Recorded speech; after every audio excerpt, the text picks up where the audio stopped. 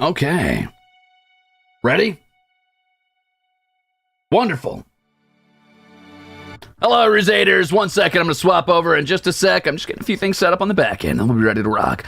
Thank you for the member chips. Yum, yum, yum.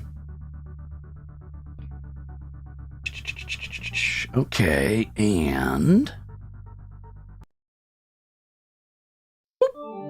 Hope that worked.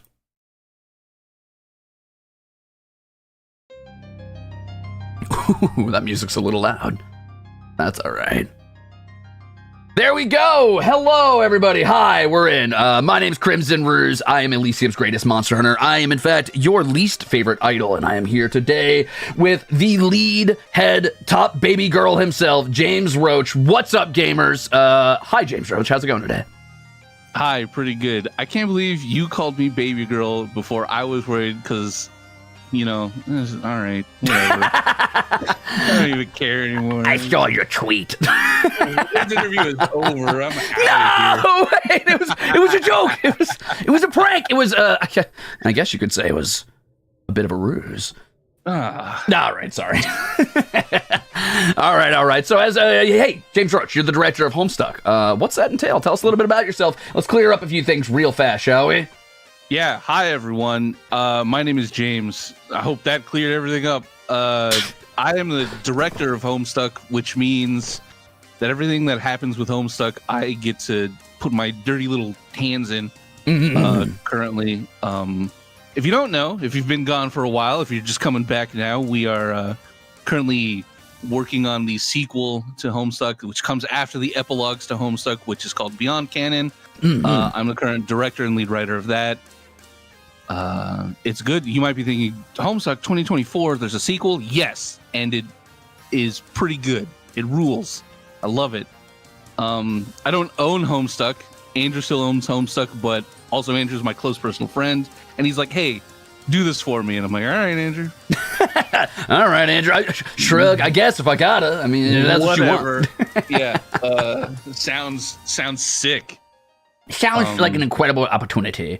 Yeah, it's great to have you here. I mean, obviously, I've enjoyed a lot of the writing in Homestuck, too. I actually just recently caught up because I'd fallen off it for a while. I was focusing on work and stuff. But I caught up to the part where you left off with, I believe, the conversation between Dirk and Rose, if I remember right. Man, that's a great looking chapter. That's good looking chapter. I just noticed the art style completely shift, which I don't think is a bad thing. I think it looks really good. It's very dynamic. Yeah. There's a point even in that chapter where it's just like, hey, how come we're still drawing these like 20-year-olds as children? As like little chibis. Yeah. So we made them all adults now. Great. Very cool. Very cool. Well, I'm excited to have you on. It's exciting to have you here. So just so that everybody's clear on everything that we've got going on here, this is James Roach, director of Homestuck currently. So any Homestuck like side projects you've seen, Homestuck 2 Beyond Canon, things like, any games that are currently being made like Hive Swap and stuff like that. James has a direct hand in those. James is not technically the original writer of the original Homestuck that was completed in like 2019. That is still Andrew Hussey, but James is very much hands in every pie henceforth, and had some hands in that pie too, actually, musically, amongst other things. I was there. I used to be one of the musicians for Homestuck. I did a lot of the music for the games alongside my good friend Toby Fox. I don't know if you've ever heard of this guy. Who's that? That guy. Yeah. If you don't know, Toby Fox is composer for one of my favorite albums, The Baby Is You. Yeah, and that's all he's ever done. I hope he strikes it big someday. Hopefully one day he does something else besides the... No, I'm just kidding. No, Toby Fox is incredibly talented. Big fan of him, too. Definitely good. Also, they're saying you're the dad that stepped up for Homestuck. Congrats. Yeah, okay. I'll take it. You don't have to take it. Like, they don't have to call me Unk anymore. Please. Unk?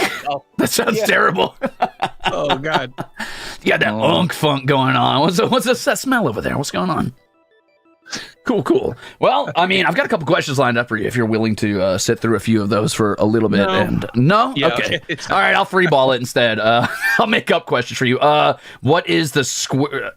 No, that was actually... There's no comedy behind that. I just killed comedy on the spot. I put its head down on the chopping block and brought the axe down. Sorry. That's rough, bud. Yeah. Shouldn't have done that. I feel like that was a bad move. Well, I guess that's the end of both of our career. Yeah. No, okay. Jeez. Homestuck's over. This is over. Fuck. Come on, man. Cut it out. Sorry. You know what? Fuck this. Question number 1. How about that? I'm just going to jump right into it so we can get rolling and I don't have to keep you here forever. You and I have got a date with Dark and Darker after this. Sure. Cool. Here we go. Whoop. Did it work? It did work. I'm a genius. Fuck yes. Hey, I've got a question for you. Starting simple. Do you have like a favorite form of creative expression? You know, things like music. I know you do music. I know you do writing amongst other things. And on top of that, is there a form of creative expression that you've been into lately that you either see yourself getting into or it's just something you really enjoy consuming passively? Like for me, it's like I like watching people make music or maybe building ant colonies and stuff like that. But I know I'm not going to do that. I just really enjoy it and think it's a cool creative expression. Yeah, I would say as far as creative stuff goes, I've been really getting into writing more lately, just as like out of necessity, I guess. Yeah. I'm constantly surrounded by all of these people on the teams. Like the writing team for Beyond Canon is just sort of incredible. It's a very stacked crew of people. Shout outs to Haven Miles and Floral. Who they're like real writers, and I'm not. It's so difficult for me to be among these like I'm not an academic person, you know? And so when people can like actually write something, I'm just like, oh, that's so cool. I'm here to make funny little jokes. I make Carcat say fuck sometimes, and that's like my whole job. No, it's not, but you know, it's a little intimidating being around. So I've been watching videos on lectures about like writing and here's the 10-point story. It's like, oh, here's the hero's art, like all of that stuff, and it just one ear in, one ear out the other. Music on the other hand, super easy. But as far as non-creative endeavors go, like I've been watching a lot of fishing videos lately. Okay, yeah. An aspiring angler, perhaps. 90% of my time is watching like these two Floridian bros just fishing, be like, yeah, bro, like I caught the biggest fucking tarpon the other day, and I'm like, whoa, that's amazing. I want to watch this. Oh, I want to catch a tarpon. Yeah. It's like, you guys use bugs to catch fish? Ugh. Hey, whoa. I love bugs. How dare you? Oh, see, that's a creative difference there because they terrify me. All bugs or just like some bugs? Because I feel like everybody who says they hate bugs hates specific bugs. That's true. I'm not a fan of the grasshopper esque, like that model of bug is my voice cracked. That's how scared of them I are. Fair. I understand. That was a big year for bugs when they designed those. I'm deathly allergic to spiders. Like it's my biggest weakness. My like racial trait on my D&D character sheet is that spiders kill me if they bite me. So I mean, honestly, that's like a 50-50 weakness, really, because I mean, half the spiders kill anybody if they bite them. So really, I mean, you're only getting like a 50% effectiveness. That's like a 0.5 ratio. Yeah. You're doing good. It's like it swells. It's like it's nasty. It's gross. I get like hallucinations. Oh no! It's really quite like terrible. I don't know how this happened. It's like your last name's Roach. You don't like bugs. It's like, yeah, well, your last name's Banker and you don't have any money. Like I don't know. Like holy shit! In one fucking foul swoop, you've insulted everybody named Banker and called them a bunch of pavos, and you've admitted that you microdose on spider venom. No, I'm just kidding. Yeah. I was hoping to get over. No. Yeah, I'm not good with bugs. There is a story about that, but it is like, it's one of those like weird, like old world ethnic stories that, you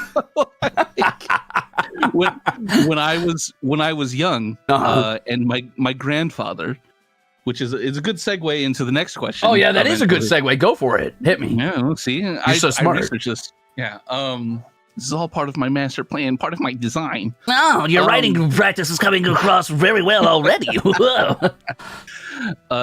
Yeah, Chad, if you don't know, I'm a bit of a yapper because I'm old, so I just talk. But when I was young, back in the 80s, Jesus Christ! How'd you survive the Velociraptor? No, I'm just kidding. Go ahead. Well, I almost didn't. That's a story for another time. We were out in the fields because, I grew up, kind of poor, poor Mexican family. We share that, not the Mexican part. Yeah. Whoa. Sorry, I'm Elysian. Oh, okay, yeah. we would go and we would like pick strawberries, like day working stuff, and like I was a little kid and not gonna hire a babysitter, just have him go. He can eat some strawberries, huh? Hell yeah! Like, all right, that's free child labor right there. Let's get it. My grandfather, who only had one leg, had a metal leg. Was out in the fields with his machete, and he was like cutting down tall grass, like clearing a field. This sounds kind of metal as fuck already, but go ahead. Yeah, he was a cool guy. Let me tell you that much. And he was like, "Oh, mijo," like, "Aquí, mira," which is like, come here, look at this. Yeah. And he has me hold up my hand, and I'm like, "Ooh, oh, I'm about to no. eat the biggest strawberry in the world." My little chubby child hand is like, whoo, I'm excited. If you tell me you popped this spider in your mouth, I'm going to lose my mind, but go ahead. He drops what is essentially 3/4 of a locust into my hand. Okay. And I just, there's like a brief moment where like everything stands still except for this bug, which is like, like doing its little death throes. And then I'm like, I just start screaming, and then he holds my hand there, like, this is like an old world like lesson he's about to teach me. It's time to become powerful about bugs. Yeah, and he's like, everything dies. You'll die. I'll die. Holy shit! Much like this little, everything will die eventually. And I don't care at all. I don't give a single iota of a shit about this lesson. Thank you for the bruiser, by the way. And the Homestuck tax earlier. I would say if I had to pick a reason why I don't like them, that's why. So to answer your question, creative endeavors, I've been getting into writing lately. That's great. Okay, so from a creative writing to I don't like bugs because my grandpa once instilled the fear of a giant coming by, lopping half of my body apart with a machete, and then putting me in his giant child's hand and saying everything dies one day. Yeah. Cool. So don't worry. All right, so it sounds like your grandpa was maybe possibly a pirate. Very cool, though. Very cool. He was an individual. Honestly, better to be incredibly interesting as a person than incredibly boring, right? Yeah. Even if you do traumatize your grandchild with... No, I would so much rather be boring. Whenever some, like, isekai main character is like, I just want to live a boring life. I'm like, I get it. What? I want to live... I don't want to pay any bills. I want to live on a farm and just... What? No. Have you thought about how you want to die, though? You don't want to die boring. I want to die in a sword battle with somebody who used to be my best friend and now we're enemies, and it's atop a fucking like snow-laden hill with someone playing piano quietly in the distance. It's gonna be sick. I guess. Whatever. Come on, that sounds sweet. Yeah, that does sound pretty good. Okay, all right. You're right. I've convinced you. No more quiet farm life. You know what? If I ever get isekai, I'll consider that option as well. Okay, sounds good. Maybe we could be best friends and then kill each other with some... Aw, that's romantic, yeah. Thank you. The government does not support this message. The government does not support threatening the director of Homestuck with a sword. That's a joke. Question 2, how about that? Okay, cool. So speaking of your grandfather, you credit your grandfather for kickstarting your journey with music. Do you have any other big sources of inspiration, not just musically, but in general, for your creative endeavors? Like for me, when it comes to like world building and character writing, I draw inspiration not necessarily from people themselves, but things outside of my medium, like interesting visuals or cool like old ruins or music that I like that isn't necessarily in the genre that I'm writing for, but I can kind of adapt or twist in a way. I find I work best within the constraints of having something that is vaguely related, but not open-ended full-form creativity, and just twisting that around to my designs. What about you? What inspires you? Yeah, for a lot of my, I guess, music inspiration just kind of comes from like personal history and growing up in this sort of the cultures that I was part of. I grew up like I mentioned, my family's Hispanic, but we're also Romani. Oh, okay. Which is kind of a weird combination, but but I grew up I was born and grew up in Compton, California, which is kind of like a strange thing to tell people because people will be like, really? And I'm like, yeah, I mean, I lived there until I was like 10. Oh, okay. I tell you. And so it's kind of like a weird, like mishmash of different cultures that kind of inspires my style. Like, obviously I do a lot of stuff that's very like, I would say has a lot of like Spanish guitar sounding stuff. I do a lot of hip hop stuff. But I feel like music is just one of those things where it's like so much of it is your personal identity and journey that, you know, it's strange to think that like, yeah, I can say this and then the end result is some like silly little clown song with chiptune in it. You know? I mean, there's a lot of different like sources in there, right? It can't just be one thing. Inspiration, but a lot of just music I listened to growing up. I liked a lot of jazz and all of that, which was a very strange child. You like jazz? But as far as like outside of music influences, like obviously there's like games and like books. I used to read a lot. I used to read a lot of Star Wars novels. Oh, you're actually the second person I've talked to about Star Wars novels, believe it or not, since I've been birthed by the government. Do you have like a favorite author, a favorite like novel that you read? No, I remember I really liked the stuff with Dash Rendar, which is like none of it's canon anymore. None of it matters.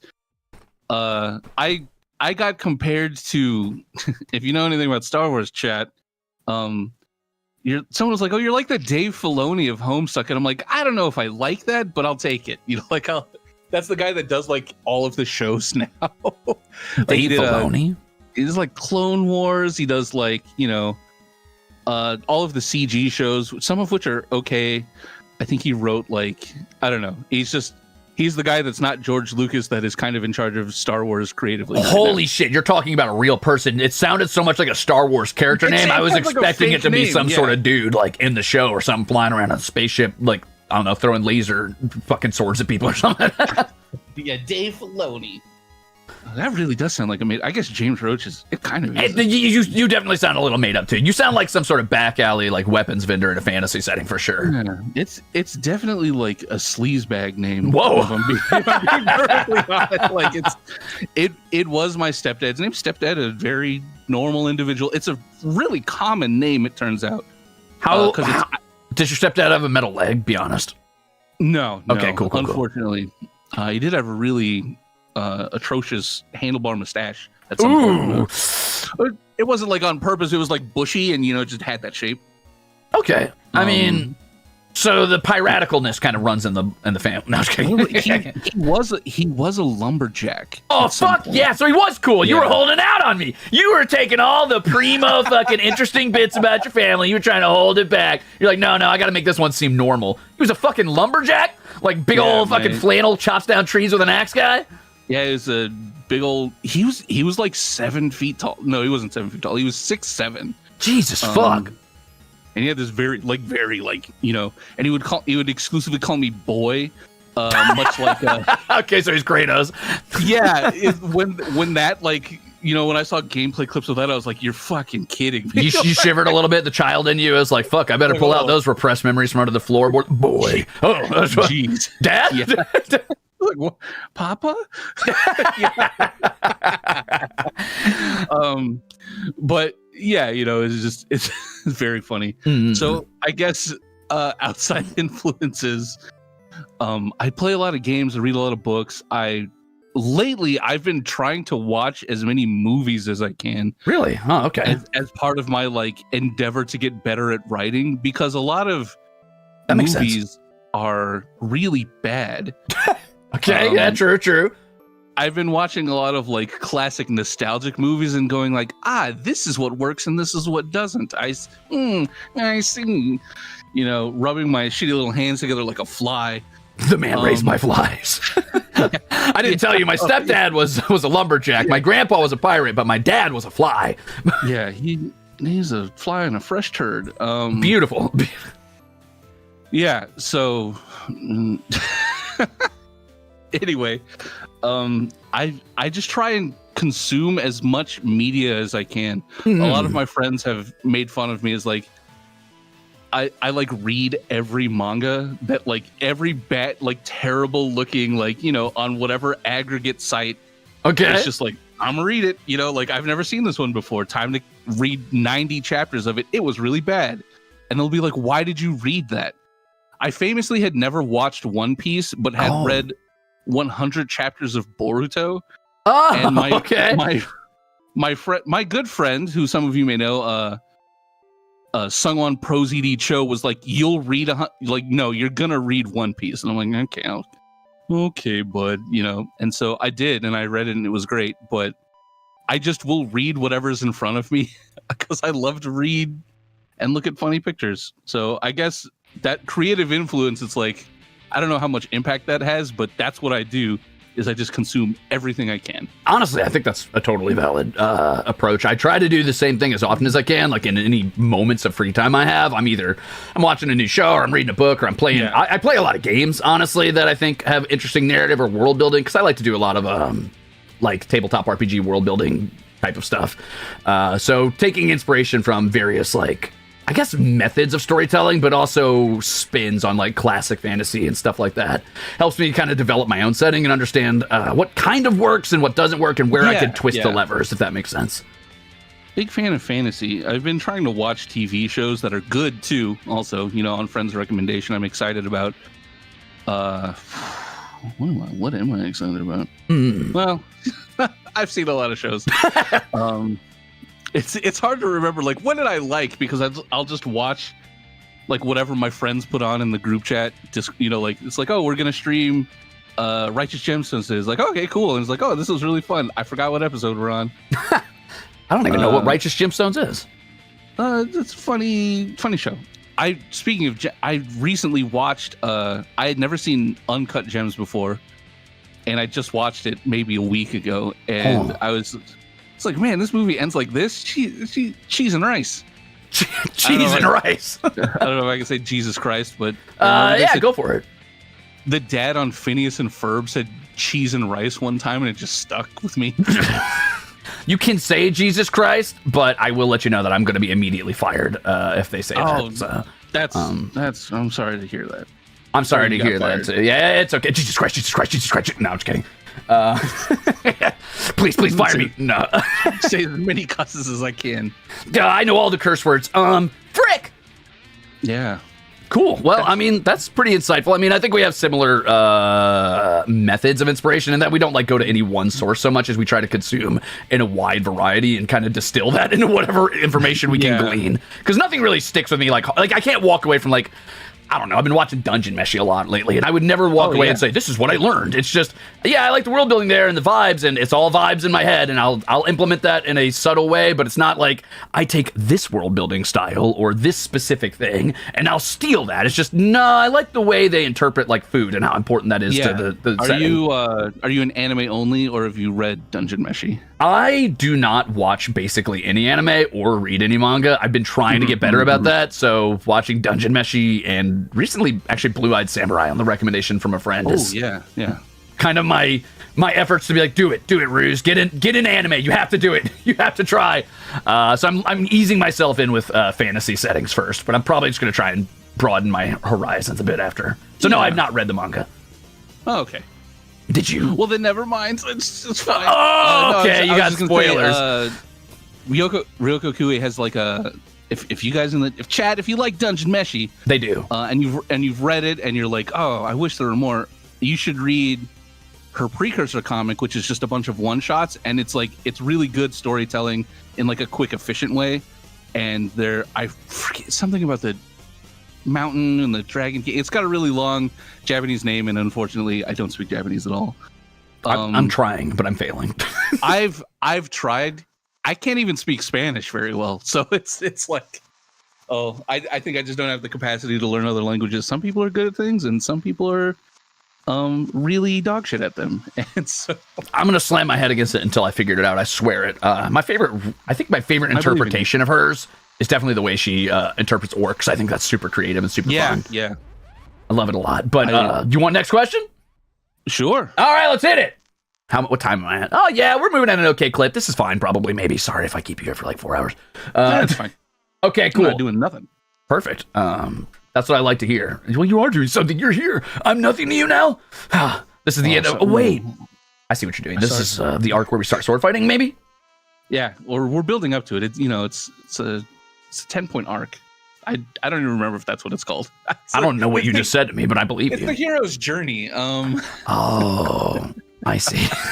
I didn't know there was like sections you could split that into. Like I know there's like the rise and the crescendo and then the whatever the conclusion. That's about it as far as writing. Recapitulation. Yeah. What the hell? No, what, the hero's divorce? What are you talking about? Recapitulation. I think that's actually part of a symphony. I think that's okay, my bad. a totally different thing. Fair enough, Mozart. Question 3 here. Are you a fan of web-based media typically? Like what initially got you into either Homestuck or just MISPA as a whole? You know, if you were a fan of like Problem Sleuth or things like that. Or maybe, you know, you knew the author beforehand. Yeah, so like many millennials that grew up in that era, early web stuff, I was just a fervent like fan of web comics. I used to read all of them, all the hits before, in a time before we realized that some of these elements of them were problematic. I definitely read a lot of Penny Arcade, which is we'll get into that. I was reading the way that I got into Homestuck or into MSP in general is I was reading a webcomic called VG Cats, which is not good.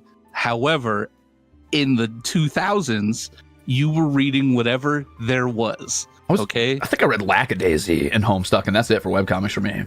Yeah, well, I've read all of Lackadaisy. It's good. I like the art.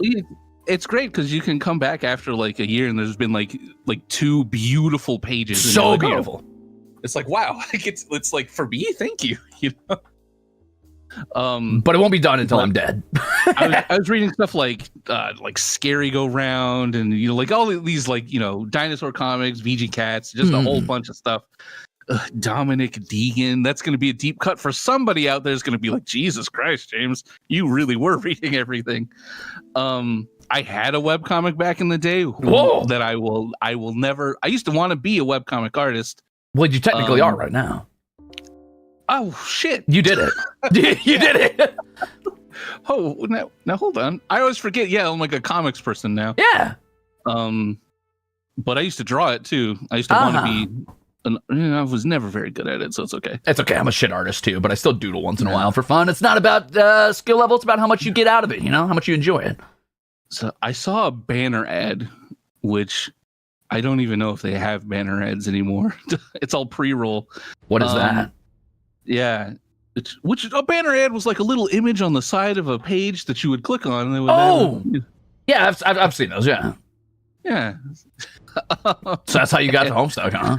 That's how I got into Problem Sleuth. And I loved Problem Sleuth, and I started reading it while it was like currently updating. And then I remember thinking like, wait a second, this looks so familiar. Why does this look so familiar? And I did a little bit of research into it, and it turns out I sort of knew of Andrew's work from the old Penny Arcade forums, where he used to post stuff like Jailbreak and like Bar Quest and like just little comics every now and then. This is like the birthplace of like Sweet Bro and Hella Jeff, was him making fun of somebody on like the way that they drew like bad gamer comics. Okay, good. And then like that's how that started. Just stuff like that. And it's like, oh shit, it's that guy. That's deep lore. Whoa, he's doing a comic now. That's crazy. And I knew like a handful of those people from back then as just like names, because I lurked. I never posted. I was only ever posting on like bad MIDI websites where I'd be like, I'm 13. Look at this song I wrote. Hey guys, check out my SoundCloud. I was just the most annoying child online, and I would post my stuff just everywhere constantly. Except for there, for some reason, I never I didn't breach the sanctity of that sacred, hallowed Penny Arcade ground. I can respect that. I mean, I had my I was also being a terrible child on the internet. I think I was running around role play boards at the time, just on those fucking old school ones where you'd type out like a paragraph and then they'd type a paragraph on like those shitty HTML websites. That's what I was doing. Yeah, I loved those. Did you? I used to do that a lot. Oh no. Maybe we met each other. Probably not, but maybe.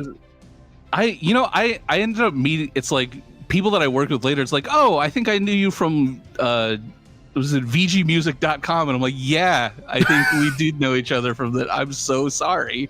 Good. Yeah. So I've been in it, I've been a fan of it since then. And then when Homestuck started, I remember it actually started in Flash, and it was done. So sometimes people see like Smooth John, and it's like, yeah, I remember, because the first couple days, it was April 10th when it started, It was about 4 10-year-olds, and it's like, well, this isn't gonna like. Let's see how long this lasts, and then it became Homestuck, and then again that was like, well, let's see how long this lasts. Yeah. And that the rest is yada yada. Here we go. I'm really glad Hussey dropped the fan fan writing segments. I do not think it would have been nearly as cohesive a story later on. I think it worked really well for Problem Sleuth. I don't know how well it would have worked for Homestuck long term. Yeah. A lot of it was like he had the story pre-planned out. Yeah, I'll get back to that. Like, that's why you have John like jump on your table and shit on your table and squawk like a bird, stuff like that. Yeah. It's like, I won't be doing it unless, like that sort of like. I won't do that unless. Yeah, and we've talked about the idea of doing fan stuff again, and we all really like it. It's just a matter of like, is this? Do we want to do this to ourselves? Do you want to open that gate? Is that a safe gate to open? Is my question. It's like, how many like fuck yous am I? Like, can I deal with in a single day? A lot. Yeah, honestly, not the worst thing anyone's ever said to me. Fair. But yeah, I've been in, and so I was an active member of the forums back in the day. And then that kind of transitioned into moving into like posting on Tumblr, because people weren't posting music on Tumblr back in the day. And I feel like it was all art or something. Homestuck and MSPA changed my perception of what you could write music for, because I was this like classically trained like pianist and like jazz musician, and I was just writing songs to like write song, like not for anything, just like here's the song I wrote, Right. Check it out. Or like making up little scenes in here's like a JRPG like battle, stuff like that. So if you ever listen to any of my old stuff, it's very like symphonic and like very involved. And I don't write like that anymore because it's not very fun. Yeah, I imagine if it's like sort of a math equation in your head more than a creative enterprise, it drains some of the joy. It's just kind of crazy in that regard. But yeah, I was posting on the forums a lot, and then I started posting on Tumblr, and then that, in those early days, it was like there were like 100 people. It was a very small website, and I ended up meeting this artist, Lexi, Alexander Douglas, by going to their stream and just kind of shooting the shit when it was like 5 of us in there, and that's how I met a lot of early Homestuck era people. Like that's where I met Octopimp.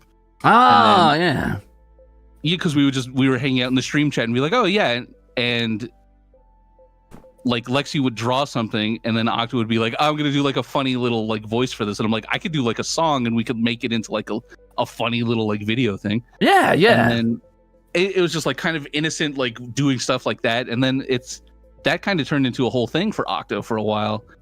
And like, there was like a group of us that like did that, and that's how I got any sort of notoriety in the Homestuck fandom, was doing the music for Octopimp. Super videos. grassroots. It was very, very strange sort of like era. I mean, I kind of miss that wild west almost of the internet, where it wasn't very corporatized, I guess, and it wasn't necessarily, there was no like energy of like, it's about who you know. It's just, I mean, whoever you happen to know is who you happen to know, and that kind of worked out on its own. We were just doing it for fun. Yeah. I definitely remember watching a lot of those videos of Octopimps. Like, I feel like when I was your kid. I'm in a couple of them just as like an addition. It's like, you want to do the voice for this guy? I'm like, I guess so. Yeah, that's fun though. I mean, that's awesome. And then that turned into the sort of proto era of streaming. Octopimp would stream making these videes and recording stuff, and I was like, we would all be on like a Skype call, so really good audio quality. Good. Back when Twitch was still called Justin.tv. It was called Justin. Oh, that's right. I remember I heard that somewhere once. Yeah. And it's like, it wasn't even on Twitch. It was on livestream.com. It was what a time to be alive. And it's just very funny to think about now. It's like, I imagine someone waking up from a coma of like 10 years and being like, wait, hold on.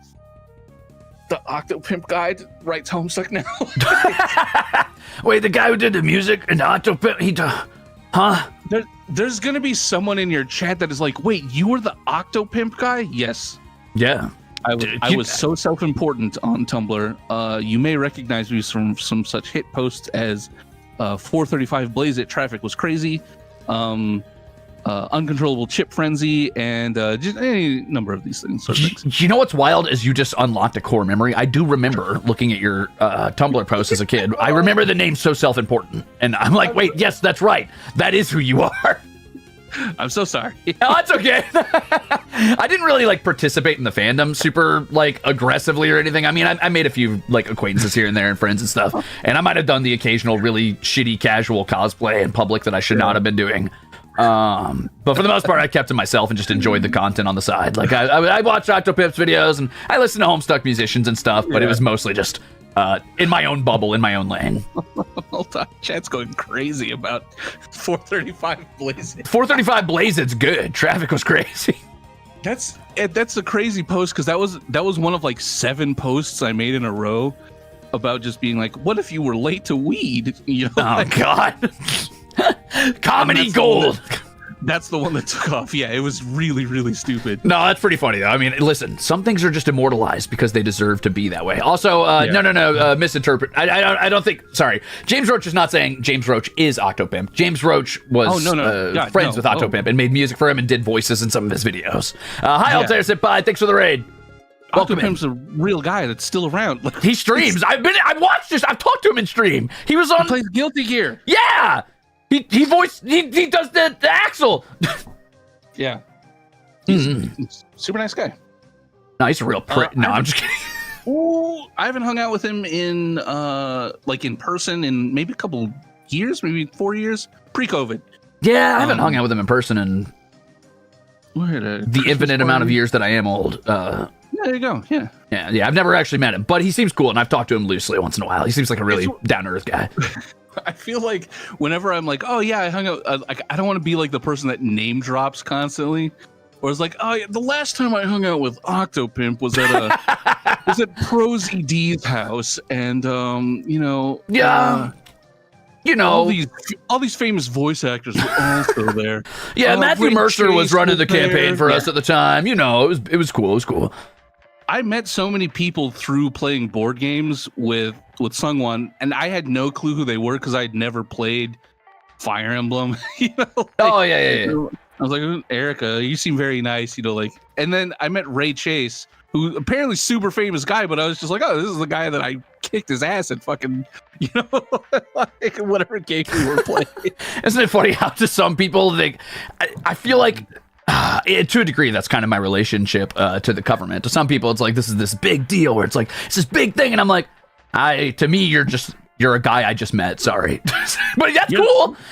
You're the guy that's dog water at Fortnite. You fucking suck at Fortnite. I remember beating your ass. No. You didn't get any kills. We carried you. You suck. You don't even know how to do your Minecraft Roblox builds.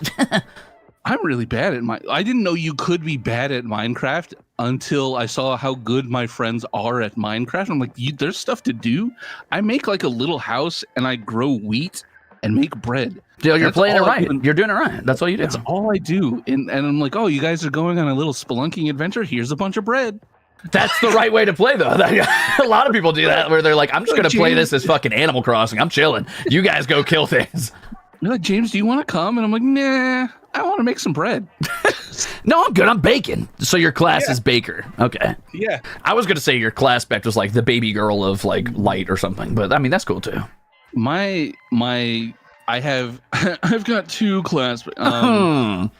Andrew gave me one in person because we made him. Oh, there you go, name dropping again. Oh my God, just rub it in my face that Andrew Chapman. Yeah, I don't know who that is. I made up a name. Sorry, whoever his name is. I was hanging out at Shelby Craig's house one time. This is true, actually. We were in Shelby's apartment, and Andrew was there. Like it was just like I think it was somebody's birthday. We were just hanging out. Oh, okay. And we're like, Andrew, you got to give us class specs. And Andrew was like, okay. So he thought about it and he gave everyone class specs. And mine was Heir of Light. Originally. Oh, that's good. Yeah. And then explained why. And it was because, he's like, well, you make other people around you lucky. And I'm like, okay, that's a nice thing of you to say. That's really cute. I like that. And then now that I've seen the docs, now that I've seen the like design docs for what classes and aspects do, and the team decided like one day we just kind of like, okay, let's class spec each other now that we know everything about. That's really fun. Yeah. And it's like, you know, it can change over the years because it's like maybe I don't do that anymore. And so now the team has decided that I'm a Seer of Doom. Okay, cool. I like that. Which is where you get that cool chum handle right there at the bottom there, Atrophia Augur. Oh, so I was wondering where that came from. If that was something you've had for a long time, or you just kind of came up with it recently. I made it up on the spot, and I was like, oh, I got to think about this. I like it. I made up a bunch of these little goobers up here, but yeah, so it's pretty cool. Oh yeah, people are really excited about the class spec docs. They're so am I. Please give those to me so I can make a TTRPG. No, I'm just kidding. Okay. Sick. No, they're really short. It's like a lot of it is I've said this I did another interview with a bunch of really young people, and someone was like, you could be my dad, and I'm like, don't say that to me. Sorry, go ahead. It was funny. You're like, I don't have not yet. I need to grow my handlebar mustache. Wait a minute, kid. Yeah. Oh god. Like it's like, yeah, time is a line. It just happens like that. And God, it's talking about it where it's like, you know, class has to do more with how you interact with your aspect. Yeah. So the class document is like, each class description is like 4 words long. Oh, so it's very short. Are you guys still sticking to the passive active thing for classes, or? Yeah, there's definitely like a whole like the whole system there, and that we'll get into. Like, we kind of want to do that in the comic. Oh, okay, fair. Don't spoil anything then. No worries. Yeah, if it were up to me, I would just say everything all the time. But a lot of the time, the team has to be like, James, stop. They're probably listening right now and being like, you better not fucking say anything. Don't worry. We're both professionals here, and I'm gonna make him say it. I'm gonna trick him. There's nothing he can do. There's nothing you can do, design team. I see you back there, but you can't stop me. That's what this whole thing was about. It was to get more Homestuck information for myself. You think I give a fuck the Ruzeters here? You think I care about this interview? Fuck. No, I'm just kidding. I told you something a while ago about like Lime Bloods, and you did, and I was like, I should probably keep this to myself. Dropped this in stream, no one's gonna. It's like, where'd you get this information? I can't say. Well, now I can say, me and James, I interviewed him once, and now we play Dark and Dark all day. I've been I'm sowing the fields right now, so I have credibility, and you just don't realize it. It's all part of the chess game I'm playing in my mind. Yeah, so I mean, I guess to answer that question, I would say I am a fan of web-based media. Oh yeah, we've been on this question for a minute, haven't we? Sorry, I get yapping. Okay. How about this? I'll drop another question on you. How about that? Yeah. Let me make sure all my little hotkeys are working. I tried. I got a little too fancy with this setup because I'm an idiot, and it doesn't even look fancy. Boom. Okay, cool. So you're currently the director of Homestuck, which, I mean, sounds like a hands-off role, but I know that you have done and still do a good amount of writing. In your experience as a writer, not just with Homestuck, what type of characters or personas do you find it most difficult for you to write for? Like, do you have difficulty writing characters who are maybe smarter than you or more cerebral, or characters who maybe tend to be funnier than you or quicker-witted, or have like a different moral structure or more different lived experiences? What challenges you as a writer as far as character writing? I am really bad at writing serious characters and having serious emotional like connections with characters. Because I'm a deeply unserious person, and not like in a bad way, but just like I tend to make a joke of things that maybe I shouldn't sometimes. Yeah. To avoid getting into, like, I don't want to be a bummer a lot of the time. So I'll just be like, oh, haha, like, I think I did this earlier with you in like the pre-call where I was like, oh, so I shouldn't talk about this. I was like, oh yeah. Right. I was about 2 steps away from joining you and making a joke about something that had happened, a very similar situation from like a month ago, but I was like, man, that's maybe too dark. I'll leave it. Yeah.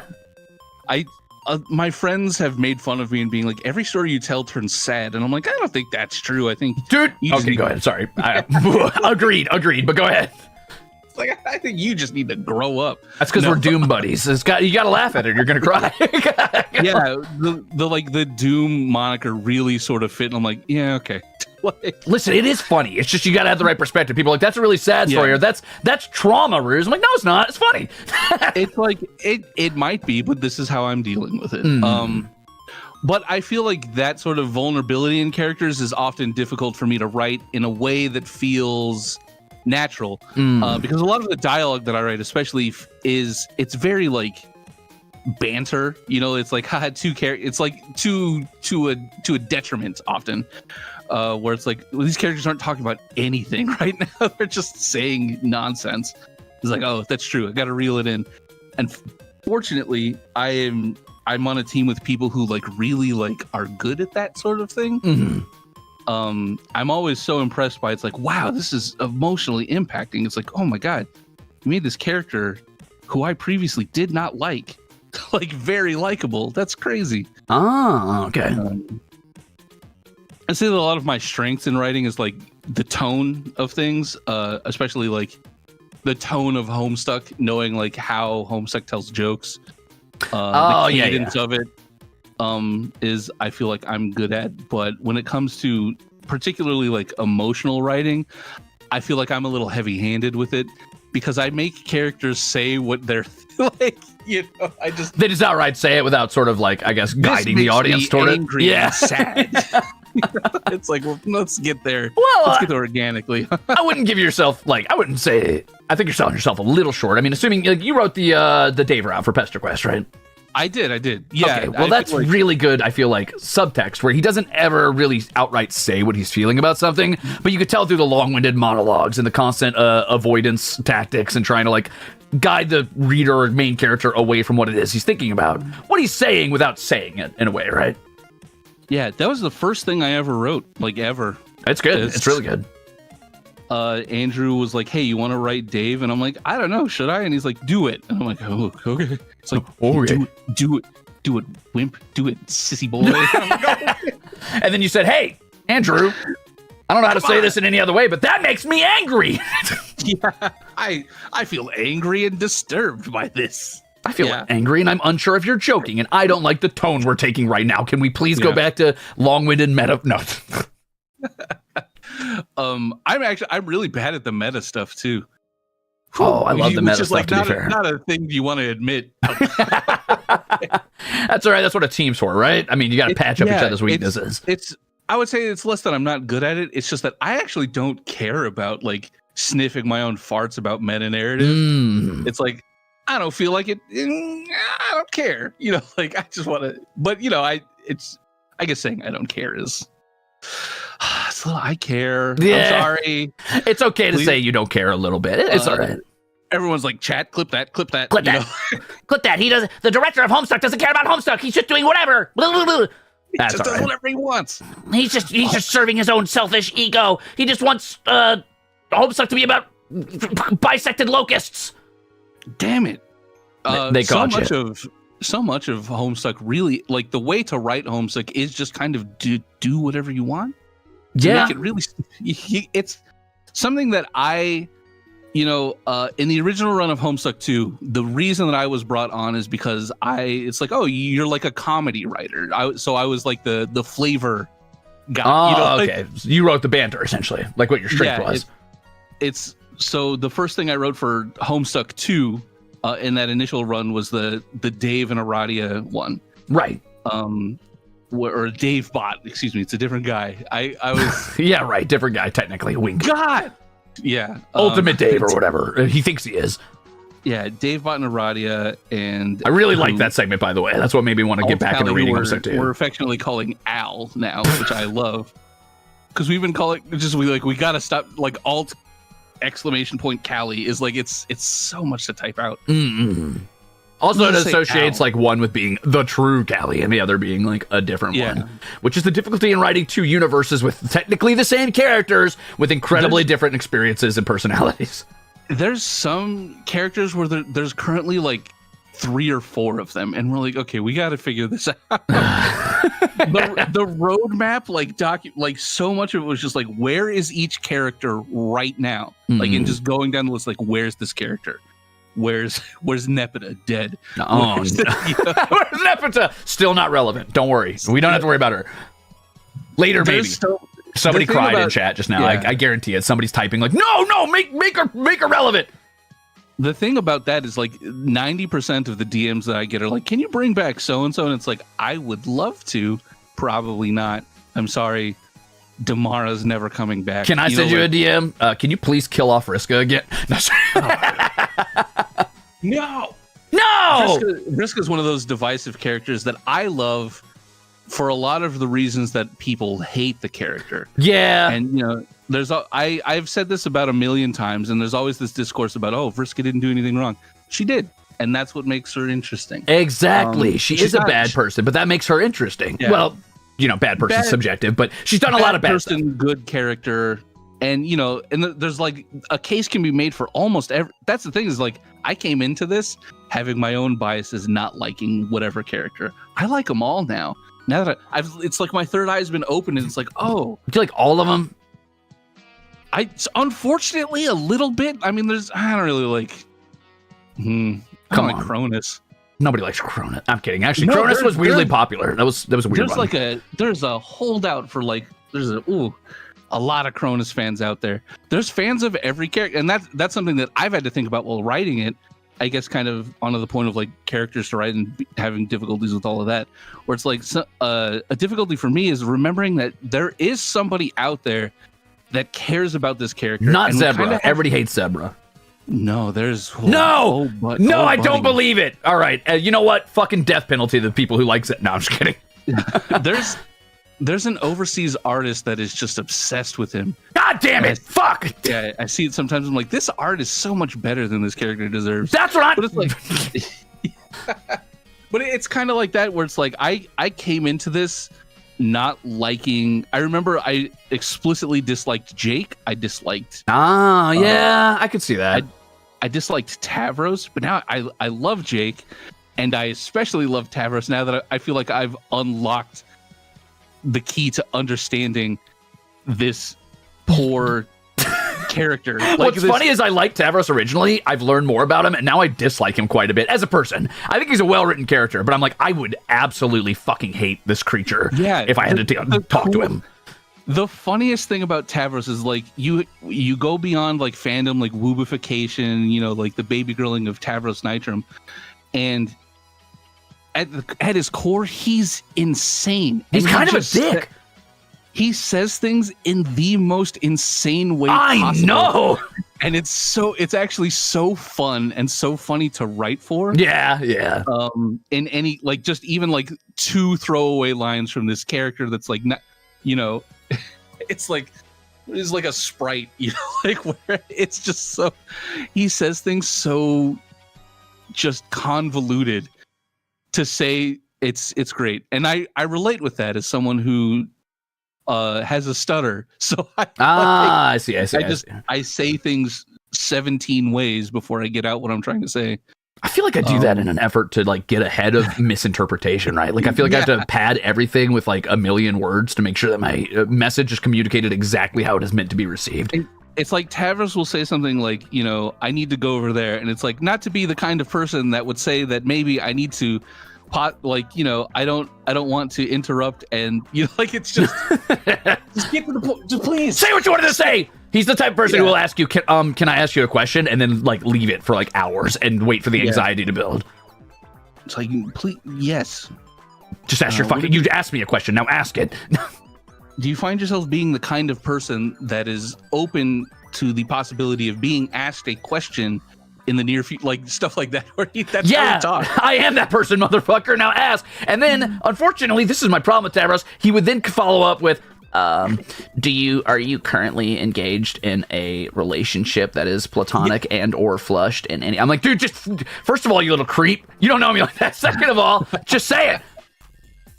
Yeah, he's such an endearing. They're all such endearing little weirdos. Yeah, and so there are these characters that I didn't care that much about before that I'm just like, oh, they're like my children now. That's fair. That's fair.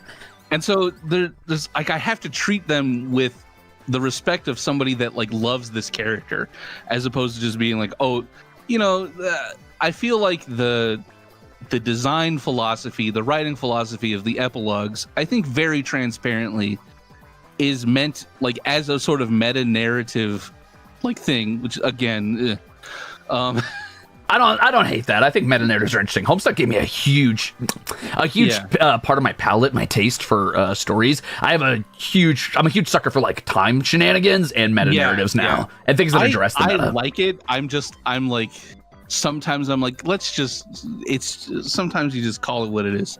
Yeah, sometimes you got to get on the ground level. If everything's always so meta, it takes away stakes from like anything that's happening on a personal. Like a classic example of that is, it's like, oh, Homestuck 2 or Beyond, like all of that, it's dubiously canon. Right. And it's like, you could say that about, you could interpret any sort of sequel as like, this is, you choose to accept it or not. That can be said about any media. However, I don't accept the Hobbit movies. it's because like this is like an officially like licensed media. It's canon because that's what's happening on screen, right? From a functional perspective, it's like this is what happens to those characters next, right? And the epilogues is meant to sort of punish you for wanting that, and like it's not necessarily the nicest interpretation of that, and it feels bad in a lot of the times where it's like, oh, you want to see what these characters are up to now, you're not gonna like it, and it's like, no, I want it anyway.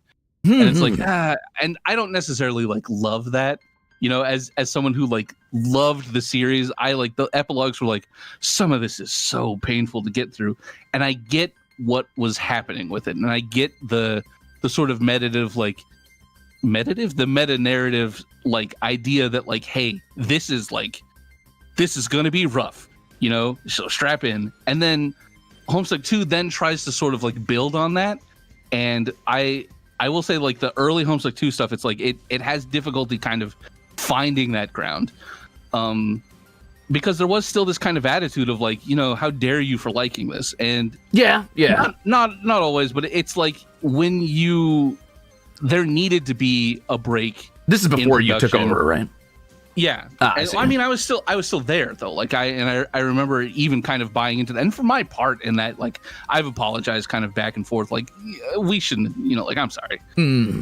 There was definitely a period of time where my relationship with fandom was much more stressful than it is now. And so like, and I think that a lot of the people working on that were experiencing similar things, where it's just like, it came to like a boiling point, won't get too into it, but we took a long production break. I came back and with a new and fresh attitude of just like, you know what? I don't want to punish people for liking this.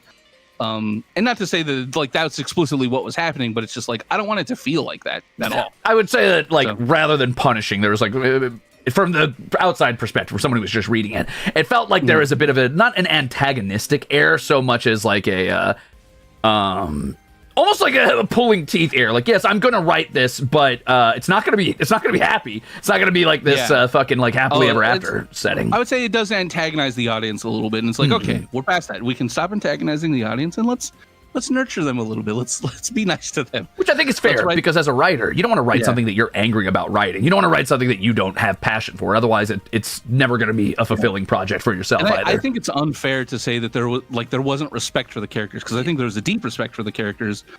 I just respect them more. No. It's like, I also want to respect the reader experience, and like, I want us to have it used to be so fun. And so I'm trying to make it fun again. I definitely really like the direction it's going in narratively. I think a big complaint people often have right now is, spoilers, by the way, for those of you who've not read Homestuck 2. A complaint I see often is, I don't think Dirk would be a villain. I'm like, I disagree. As somebody who hated Dirk on my first read through of Homestuck, and then as I grew in age, realized a lot of what I hate about Dirk are things I see inside myself, I understand wholeheartedly why Dirk is acting the way he is. I don't agree with it. I think it's morally wrong, but I'm one bad day away from being like, yeah, I could see that control freak nature, be like, I know what's best, and I'm going to make it happen. Yeah, we have this, what we've been calling a character Bible, which is like every character's like, what I was saying before, like in the design doc, so it's like, where is every person right now? It's like, what are their relationships to the other characters? What are their motivations in the story right now? And we basically spent months before launch, like just going through everyone and making sure everybody understood where each character was. And Dirk is a very compelling one, because a lot of his actions are, he's talked about it, he's protecting he feels that he is doing what he's doing to protect everyone. Right. And he thinks he knows best because he's a bit of a narcissist, a bit of a control freak. No, absolutely. It's like I wouldn't say that he's misunderstood in any capacity. I would say that it's all right there. But I feel that like he's a little misinterpreted sometimes. As like, oh, he had this weird like villain swing. It's like, well, he doesn't see what he's doing as villainous. And it might not be, depending on how you look at his motivations, you know? Yeah, I think that's good writing, though. Yeah, I think that makes more interesting antagonists than just being like, this guy is evil now, which there are a couple of characters that I will say, Jane was a hard one to sort of be like, why is Jane like this now? And that was a weird one, yeah. But it's like you said, where it's just like, sometimes you're just like one bad day from like everything changing. And, you know, I mean, not me. I'm very well adjusted. Not me. I'm poorly adjusted. I'm built wrong. I'm built different, and it's wrong. It's all these experiences where it's like they were kind of written that way in like the epilogues, and it's like, okay, now we have to kind of figure out what to do with that. Yeah, a lot of it is like, okay, some of it is like, let's move as fast as possible. Well, some of it's too narratively impactful. Just you got to pilot it. You can't just turn the ship around and nosedive. You got to figure out what you're like, doing. Where the hell did Jane go? I was never a huge fan of Jane, so it didn't hurt as much to have that narrative swap. But I understand from the perspective of somebody who is. But there were people who loved Jane, and you know, there's a lot of people who sort of project a lot of themselves onto these characters, and you have to remember that when writing them. But you also have to be like, well, yeah, but they're, you know, it's also we're writing them, so like, yeah, this is what the character actually is like. Like, we are the writers at the end of the day. And I think that people underestimate how much somebody can change given a totally different paradigm, right? Yeah. I touch back on somebody like Dirk because a lot of people are like, oh, but he was like super heroic and he got shit done. I'm like, yeah. And then he realized in a setting of peace or irrelevance, he has no place in the world, because if he's not killing something or, you know, guiding his friends to life-saving moments, then what's he doing? Like, what is his purpose in life? Training to be this, like, you know, the ultimate warrior, and well, the fighting's done. So now like, what do you do? I mean, that's kind of like the whole gist of the epilogues too, where it's like, you know, John's the main character. Well, the story's over. So what does John do now? There's no main character to be had. The story's over. You're the main character of nothing. It's like, oh well, and then, you know, the great choice in the epilogues of being like, well, you can go back and be the main character and fulfill your destiny, or you just live life in peace. I feel like I would have also lived life in peace too. Touching back to the isekai moment, I just want to live in a field, you know, just do nothing. I just want to go on record and say, fucking pathetic, John. I would have went right back into that narrative and got shit done. Just do nothing. More relax. My adventuring days are over. He should have sent Dirk to be the main character. Dummy. No, I'm just kidding. Yeah. I actually really appreciate that about Dave. Dave's another one of my favorites. Obviously, the Strider Boys, everybody's favorites, whatever. That's not impressive or special, but I'm not trying to be a hipster here. Dave, I think his arc being like the chosen hero who was supposed to kill Lord English, and then the pinnacle of his arc being, I don't want to do that, and I'm not going to do that, and willingly being like, I'm just not going to fight him. I just won't. Like, I will not fall to being the main hero. And I'm like, oh, okay, that's cool. I love that Dave's like whole thing like became like, I hate fighting. Because of there's like I would say, like, on the team there is sort of like a split opinion about this, and I think that it's really interesting how we got to see this sort of deeper side of characters towards the end of Homestuck, especially with the conversation between Dave and Dirk. However, when you start examining a lot of things that were written as gags and are stupid for the sake of being stupid, it then becomes, it's like, it kind of, it takes away that sort of like patina of like, you know, like you can know, it's like, yeah, that was a really traumatizing thing to act. If you think about it, you were never supposed to think about it, but now you kind of have to. And so the story of Homestuck then shifts to this, like, well, all of these characters have like this kind of true trauma.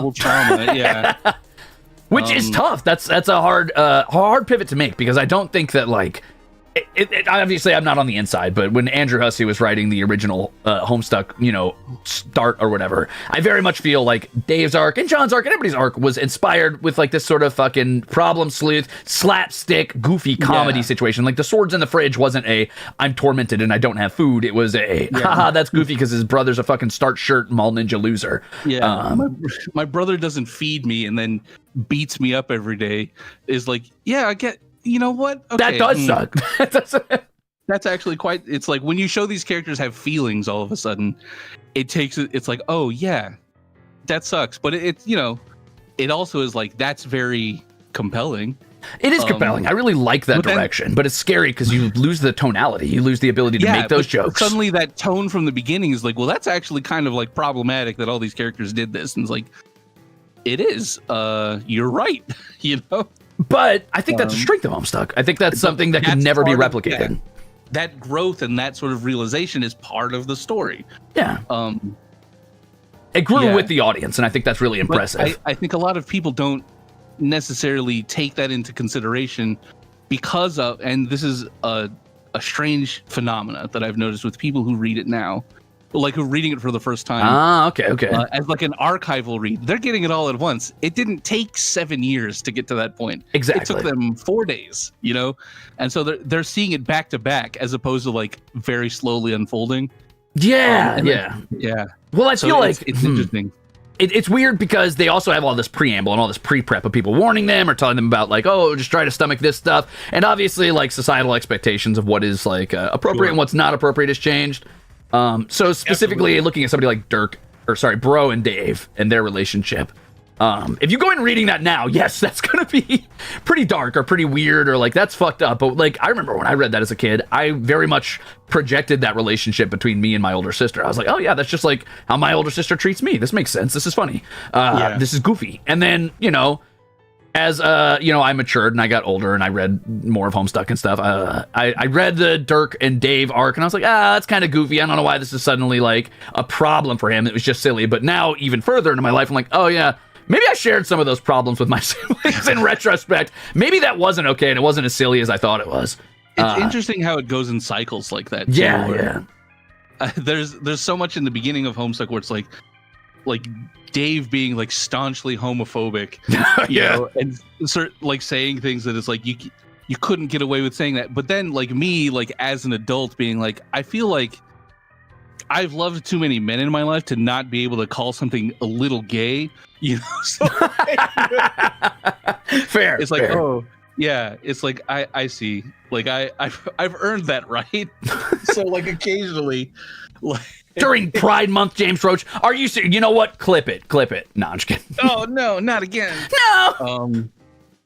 I was on a podcast and somebody was like, finally you have like a straight male on it, because it's very like trans-friendly LGBT podcast. And I'm like, I've got really bad news. I got bad news for you, bro. About both of those things that you just said. I'm sorry. And speaking of, I never even asked, are he, him pronouns okay? Yeah. I've gone, I like they, he, but also I've been he, him most of my life, so I'm fine with it.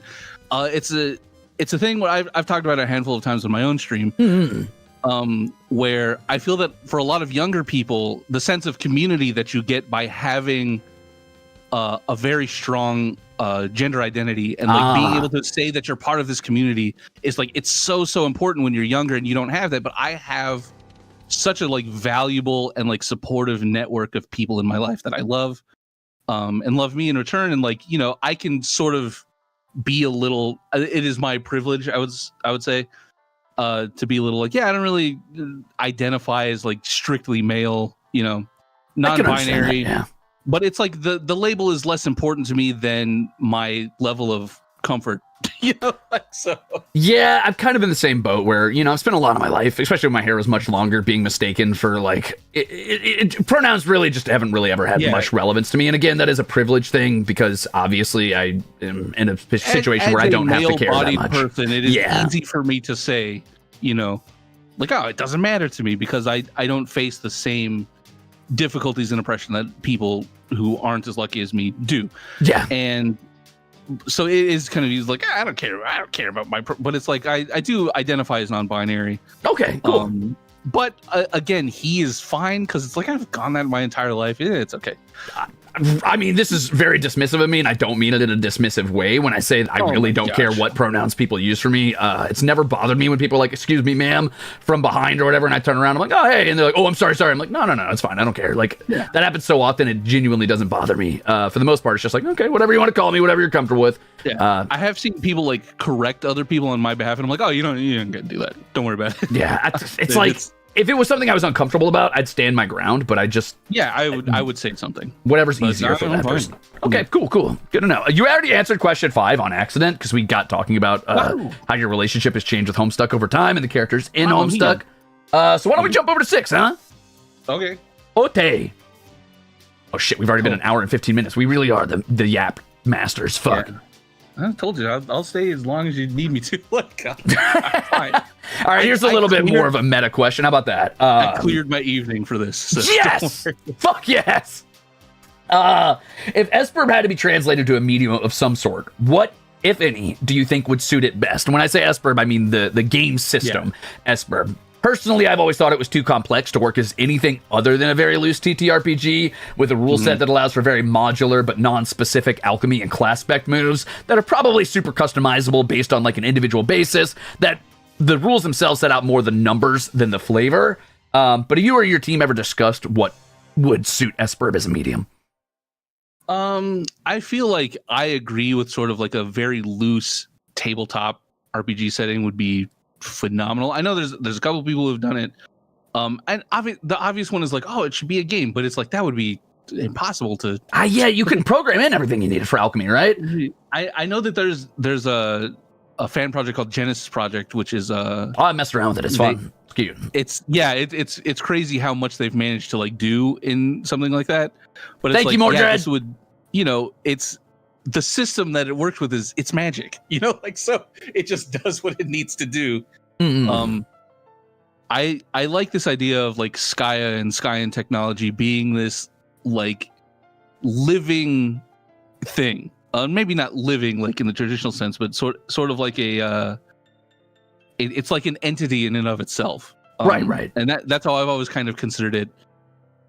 So like you would have to be very loose with the rules. So like from a functional and practical sense, a tabletop RPG makes the most sense. Now, what I'm pushing for is a playable trading card, like a Magic the Gathering. Oh, that's right. Yeah, you had mentioned that actually. That would make a lot of sense because then you could kind of go anywhere with it, right? Like I did a lot of research into like what would this entail, and in that time, I've seen it around. It's like the rock paper scissors card game is like coming out. And I'm like, whoa, that's really cool. I got to talk to those guys to see like because it's like making like booster packs is inhibitively expensive. Yeah. I've been looking into it. I'm like, oh, because even just I was thinking like we could do booster packs if we did like tarot themed cards, because that people love the dang tarot, but it's like, well, yeah, you have to do a set. So maybe just like trading card sort of thing. And keeping all the rare cards for myself so that I can eBay them later and pay my rent. Scalping the top. I see. Skimming a little off the fat, just for me. This one's for me and for my rent because I have bills. I'm sorry, Chad. I'm very stupid, but in a charming and fun way. Whoa! You don't get to apply that to you. That's from an outside perspective. That has to be applied to you. No, I think I can. Oh, okay, yeah. Sorry. Oh shit, I didn't read your character sheet. You're right. It does say charming and fun down there. Fuck me. All right, go ahead. But I forgot what we were talking about. Oh, tabletop RPG. I think that makes the most sense because you can be interpretive with the rules of it. God, if it were up to me. Also, I did notice you're an SBurB sayer. I've always said SBurB or Scrub. But the way you're saying it is correct. Oh, I'm a genius. I remember asking. We had a whole session about like how do you pronounce this? How do you pronounce this character's name? How do you say? And it's so unfortunate that Andrew said Aradia, and it is Aradia. That's how I said it forever, and then everybody kept correcting me, so I moved it to Aradia. The thing is, like, Well, he's just wrong. So, Oh, okay, the writers. All right, I'll go back to Arati. I think that's the accepted fan thing now, so that's what I will say. I would say Aradia for me is like as like an ethnic person. That's just how I would read that word. That's fair. The other one is people say Arania or Aranea. Okay, it's Aranya, which is just the Spanish word for spider. Oh. It's like it's a real word. I've always said Arania. That's my bad. So Arania. It's all the thing is it doesn't matter. It's you can say whatever you want. I say Pfeffery. I say Nepeta. Oh yeah, that's right. Because people put the pronunciation on like Nepeta. Nepeta, Nepeta is just how I'd say it. I don't know, because that's also a real word, but I don't know how to say that one. And then I guess I used to say Pfeffery, but I think it's Pfeffery, right? Yeah, I mean I say Pfeffery, but I think it might be Pfeffery. It's Pfeffery. It's Pfeffery. I'm almost certain because I said Pfeffery, and I'm like, oh, I've been corrected enough. I'm pretty sure it's Pfeffery. It's Pfeffery. I was trying to remember the infamous session. I believe it's Pfeffery, and those are the only real confusion. On most of them are pretty like Carcat. So how are we gonna Kate? No, that's not. Oh, Carcate. You know, like that's a 50 Carcate gold watch right there. That's cool. Oh boy. The rest of them are just pretty straightforward. Yeah, that's fair. So you think a TCG, huh? Is what you're pushing for right now? I would love that because I like them. I like having tangible little things. I love having just little objects to hold. I guess how would you handle? You know what? Never mind. I take it back. I'm not going to ask that because I would get into the really thick weeds of like the mechanics of a TCG, and that depends on the maker of the card game. And yada. Ooh, and then we would have to get into the rule sets of it, and it's like, how would you handle Grist? And like, I could talk. Grist would be like Magic the Gathering energy problem solved. Yes. And so it's like, do we want to do it like Hearthstone does it, where you get a set amount each round, or do we want to do it like Pokemon does it, where you draw? Do we want to do it like lands? And it's like, okay, you could talk about this forever, so please don't. Please don't do that now. Yeah, cut it out. Okay. Yeah, I guess my struggle with it is if it was like. As a TCG, I think it would definitely make sense. The problem with the TTRPG version is I like crunchy systems with hard rules for a lot of things. I like a big Pathfinder fan, I see. Not really, actually. I've never played Pathfinder 1, but I like Pathfinder 2e a lot. I've heard the second edition is great. I hate Pathfinder 1. Yeah? Because it's very look, this is going to be deep D&D stuff. Go. Chat, I'm a 3.5 hater. It's what I grew up with. I played 2.0 and I played 3.0 and I played 3.5, and 3.5 is the one that Pathfinder is based off of. Right. And I think that it's so silly in Pathfinder that it's like, hey, what do I know about this town? It's like, do you have history towns as your 2 talents that you get? It's like, no. Do you have history roads? It's like, no. Do you have athletics walking? And it's like, come on, man, stop it. Leave me alone. Stop bullying me. I only have 2 traits to pick. It's like you've never heard of this major city because you didn't spec into the skill to know about cities in character creation. You, like an idiot, you spec'd into the ability that allows you to use magical items. Scarlet Flameheart, thank you for the raid. Welcome in. Today we're talking to James Roach, the director of Homestuck, about Homestuck. We are currently talking about a TTRPG loosely based on Homestuck and Pathfinder. Sorry to interrupt. Yeah, and I do love. I've played many a Pathfinder session that I had a great time playing. Eventually, but that level 1, because it's like knowledge is a skill, and it's like not just like general knowledge. It's like knowledge. It breaks down into knowledge trees. Yeah, it's like, I would like to read this. It's like, do you have knowledge books? Like, no, I don't. Why would it's like you don't know what that is? You don't know how to fucking read? Yo, what up? My name's James Roach, and I never learned how to fucking read. I never learned how to read, and that's the crazy part about it is because the Pathfinder system explicitly is that if you don't have the skill, you can't even try to do it. You just can't do it at all. And so crazy. I'm torn on those because, on the one hand, you're right. I don't think I would like Pathfinder 1. I never had a chance to play it. It's probably too crunchy, and I do like fudging rolls and stuff like that. But I think in my mind, I view having a rule there in place as a suggestion and not like a demand as a DM. Absolutely. So I like it there as a kicking off point to make a better rule. But I find often, for example, in skill checks, right? If you don't have the skill check, you can't try. That is very limiting and not fair. But on the other hand, the other side's very annoying when it's like, okay, I failed to fucking investigation check this. And then the next guy's like, can I do it? And the next guy's like, can I do it? And the next guy's like, can I do it? Next guy's like, well, time hasn't passed. Can I do it again? And I'm like, no, dude. It represents your attempt over the course of a certain amount of time. You failed. Yeah. And I think that D&D, and especially 5th edition, though I am a big 4th edition fan too, because I love the little... I liked 4E, okay. I only played it twice, though.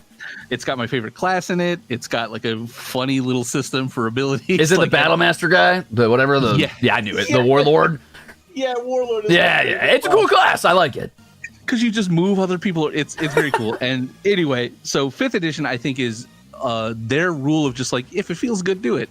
You know, like I really enjoy, because it's like classic example being like, here's a character that's very like they're like a cloistered scholar, you know, and they've fallen off a cliff. How unfortunate. And they're like, it's like, okay, I need you to roll dexterity for me, or I need you to roll like athletics for me, you know. And they're like, can I roll religion? You know, it's like I would love to hear how you think religion is going to help you in this scenario. I pray really hard. Okay. Yeah, I'm praying to whoever will listen right now so hard.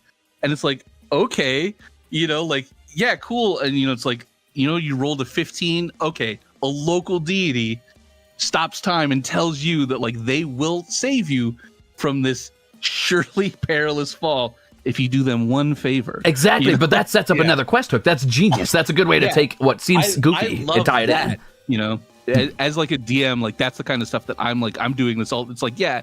So the rule of thumb for like, you know, can I do this? Is like, I always tell players like, you can try, you know, like let's see how it goes. I think there's like tiers of DMing, right? And I think the worst one is the no tier. The no, you can't do that. The yes and tier is really good and requires a lot of skill and a lot of like grace and a lot of maturity as a DM. But I think the best DMing style is yes, but like, yeah, you can do that, but here's the consequences, or here's what happens because of the action you did. Yeah. So I just think that sort of stuff's really fun. I was I've had a bunch of like bad DMs over the years. Yeah, they're just like they don't want, you know, they don't like fun. They like rules, and it's like I get that that's a play style that some people really enjoy. Sure, yeah. Not me. I like it when rules are stupid. Where it's like there's no rule that says you can't do this. It's like, okay, you know, all right. I like a back and forth, but I like the crunch, especially in combat, of hard rules. And a lot of options, if I can help it. Yeah, like a buckler doesn't take up a hand slot, right? It's like, sure. And it's like, so I could have two of them. It's like, I guess, yeah, okay, you've got two bucklers. I'm like, cool. Yeah, I struggle with that, though, because, like, for example, right, fighting classes are a good example of things I don't like in 5e because I get bored. I don't want to just attack five times in a turn. Combat is, like, the least interesting part of Dungeons & Dragons. But you could make it so good. You could be like, okay, like, here's a bunch of stances you can adopt, or fighting maneuvers everybody gets if they're skilled in this weapon or whatever. Or, you know, just I think a lot of DMs struggle with gameplay design. They don't know how to make a good turn-based encounter and make it interesting. It's always like, my goblin slaps you, you slap my goblin, it's HP sponge back and forth, it's boring. Anyway, that's a conversation for later. And I feel like that sort of like open interpretation tabletop RPG would be the perfect setting for Homestuck. And I know that there's a couple people that have, I was probably like tabletop stuck or something like that. I'm sorry that if you're listening and I forgot, because I know you have approached me. And there's just, they all are named the same sort of thing. Like sometimes, and I'm like, oh, God. There's so many cool fan projects. They should call it S-Dung for like dungeon. S-Dung. Oh, that's really terrible. I'm a genius, I know. You can copyright that. That's for you. That's atrocious. Yep. All right, I'm putting that one in the back pocket. Hell yeah. But it's just I love the idea of a Homestuck tabletop RPG. I wish I had time to like go and like, all right, let's iron out these details, boys. Let's get this done, team.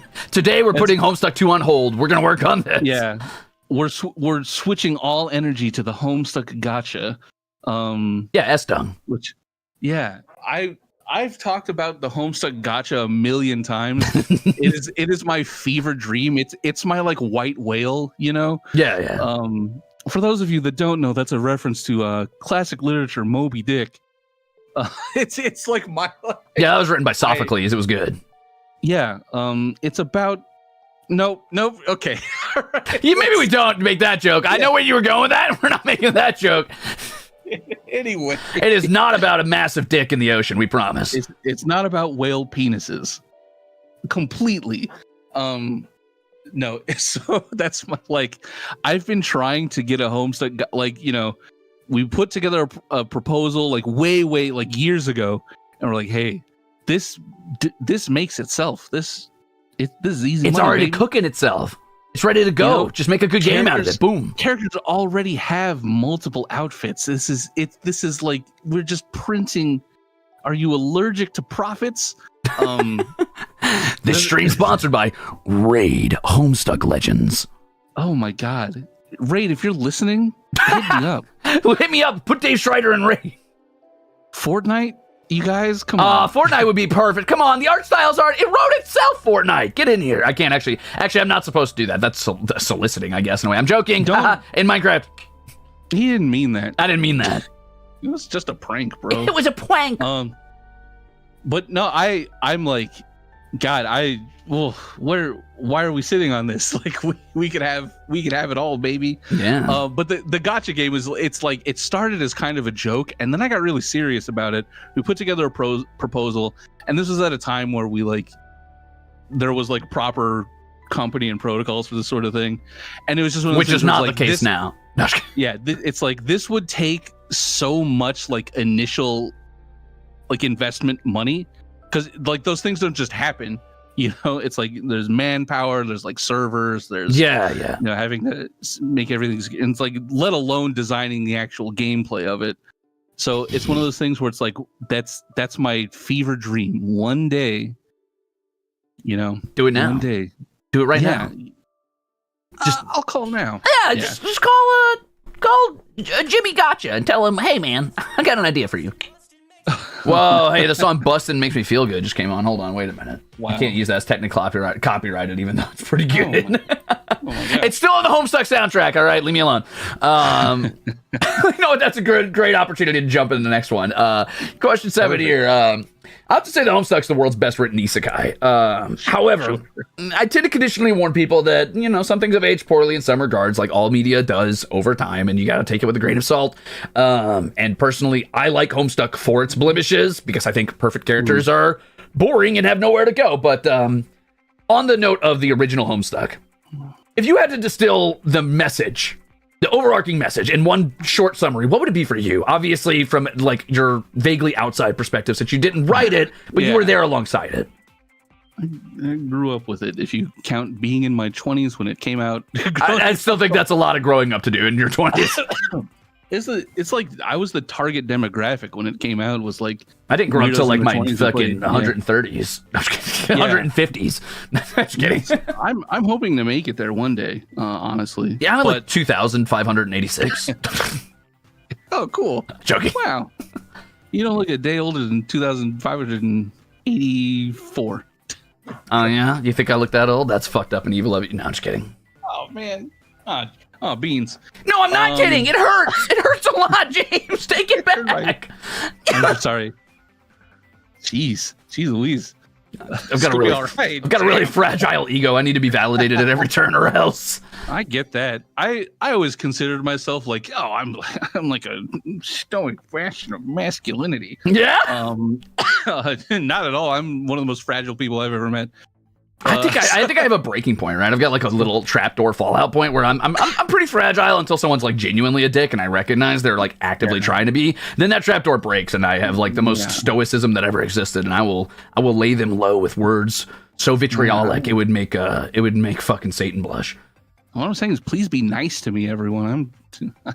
I will cry, and it will not be nice. It will be ugly. If you're not nice to James, I'll break your nose. All right. Not in Minecraft. Whoa. Oh my gosh. What the hell was the question? All right, hold on. Oh yeah. Summarize Homestuck. It's message. If you had to summarize Homestuck's core message, what would it be? Please be nice to me. That's a good message. Damn. I thought about this question a lot when you sent me like the preview questions, and I'm like, okay, and I couldn't come up with like a good answer. It's a lot. It's a lot of things. It's so hard to summarize concisely, and actually, your summary of it, which was kind of like the first experience I had of you. Oh, like, the 1 minute or less summary, yeah. Yeah, I was like, this is really good. And I remember because like a lot of, one of the artists, especially on our team, shout out to Annie Chumi Lee, a big fan of yours. Oh, thanks.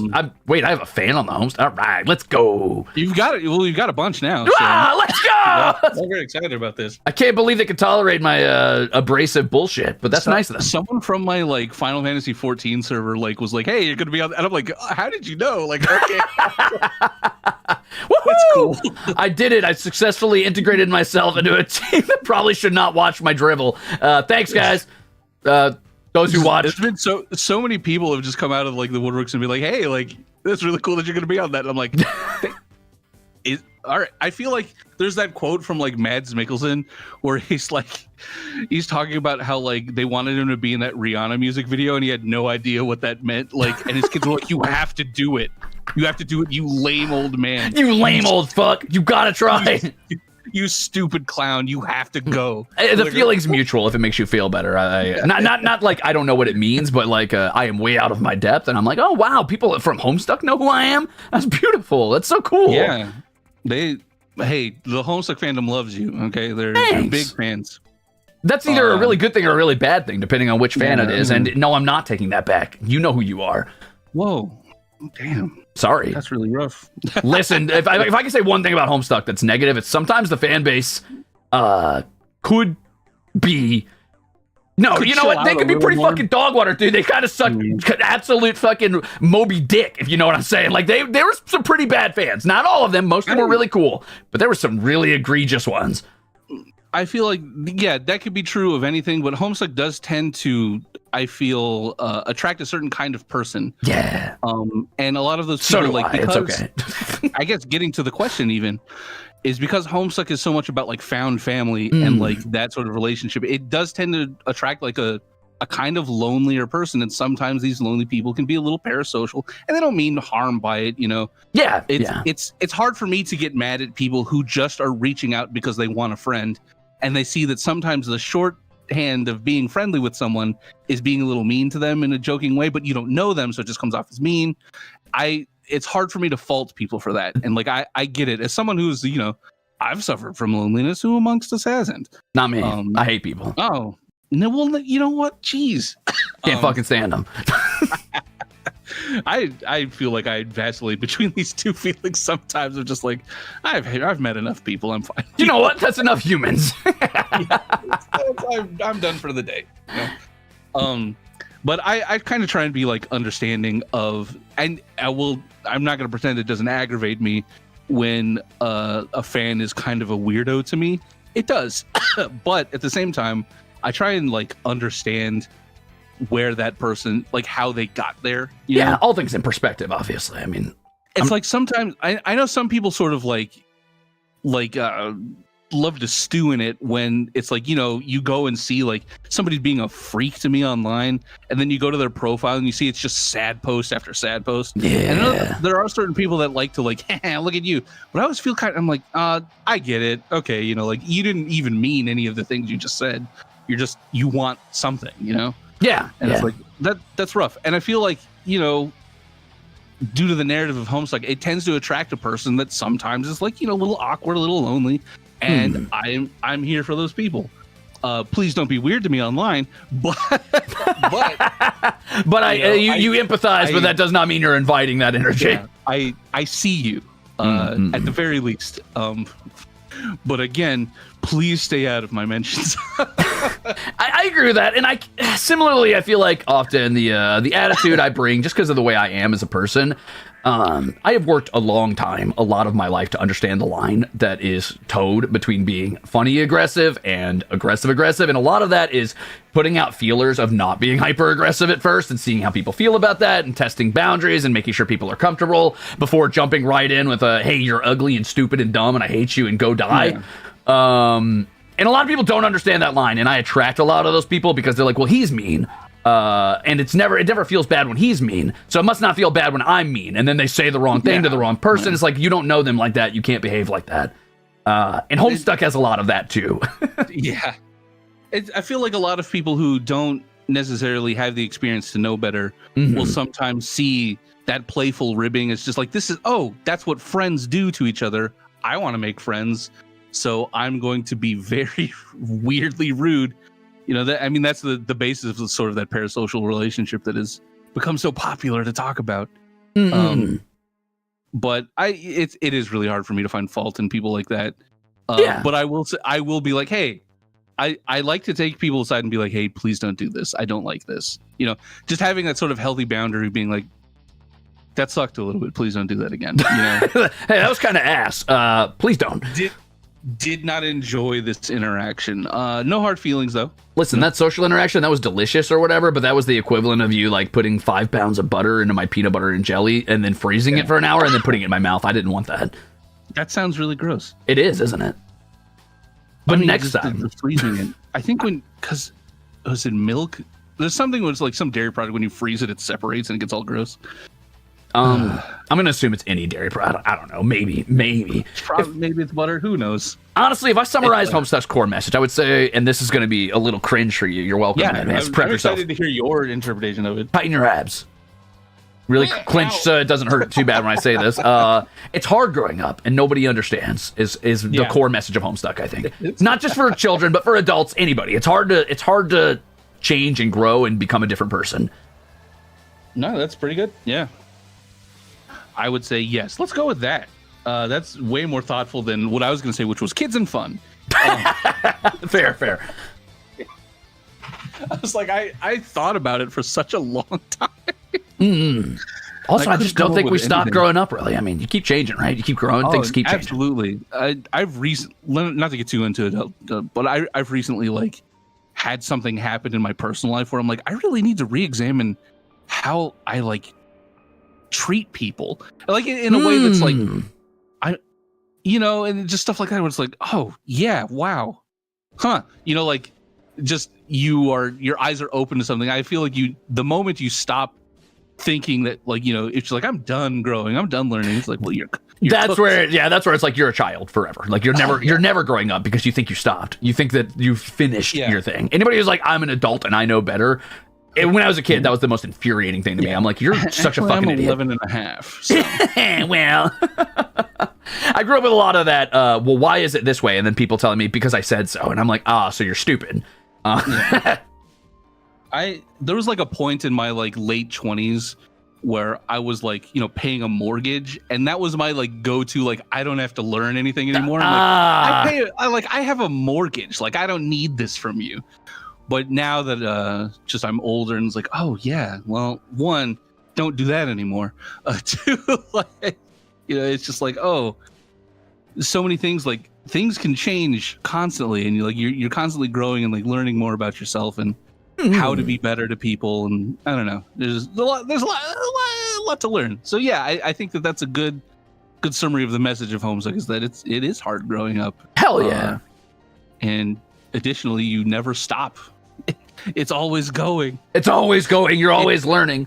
The other core message of Homestuck is probably, I know somebody in the audience whispered some cringe bullshit. They're like, the core message of Homestuck is buckets or something. And you know what? Whoa, it is. Yeah, you got it. I'm gonna kill you with a rock. Oh no! In Minecraft.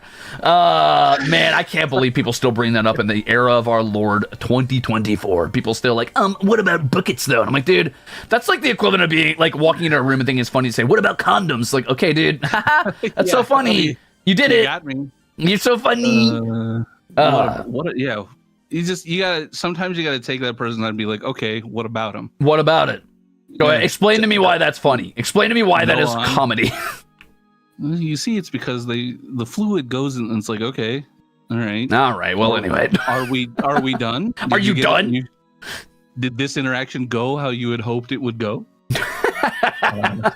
All right, moving away from Homestuck a little bit. Let me get you on question 8. Sure. Do you have a favorite project you've worked on? It can be Homestuck related or otherwise, whatever. What drew you to that work specifically, and what makes it stand out in your mind as your favorite? My favorite thing that I've ever worked on is it's this oft sort of neglected personal project that I've been working on off and on for like the last several years. And it's such a joy to like see these characters I wrote, like I made up in my mind. Oh, your webcomic? No, God, no. Oh, sorry. No. I've been working on a game, and by working on a game, it means I wrote a lot of it, and then I wrote a lot of music for the characters, and then had my much more talented friends draw them for me. And so it's like that is working on a game. That's what it is. Yeah, and you know, the problem is it's like I'm at a point in my life where I no longer feel comfortable making people do things for free. Yeah. So of course, I don't make a ton of money. So like it's come to a standstill. But it's whenever I get to work on it, it feels so fulfilling to make something, to do something that's just completely your own. However, I would say that being able to work on Homestuck like this with these people that I'm like surrounded by, they're so talented and so hardworking and so like just man, like it's such an honor and it's such a privilege to be like, I don't know, at the head of this thing that means so much to so many people too.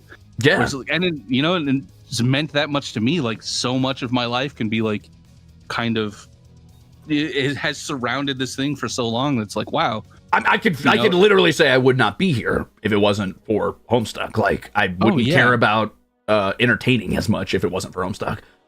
It's fundamentally changed the way that I think things are funny.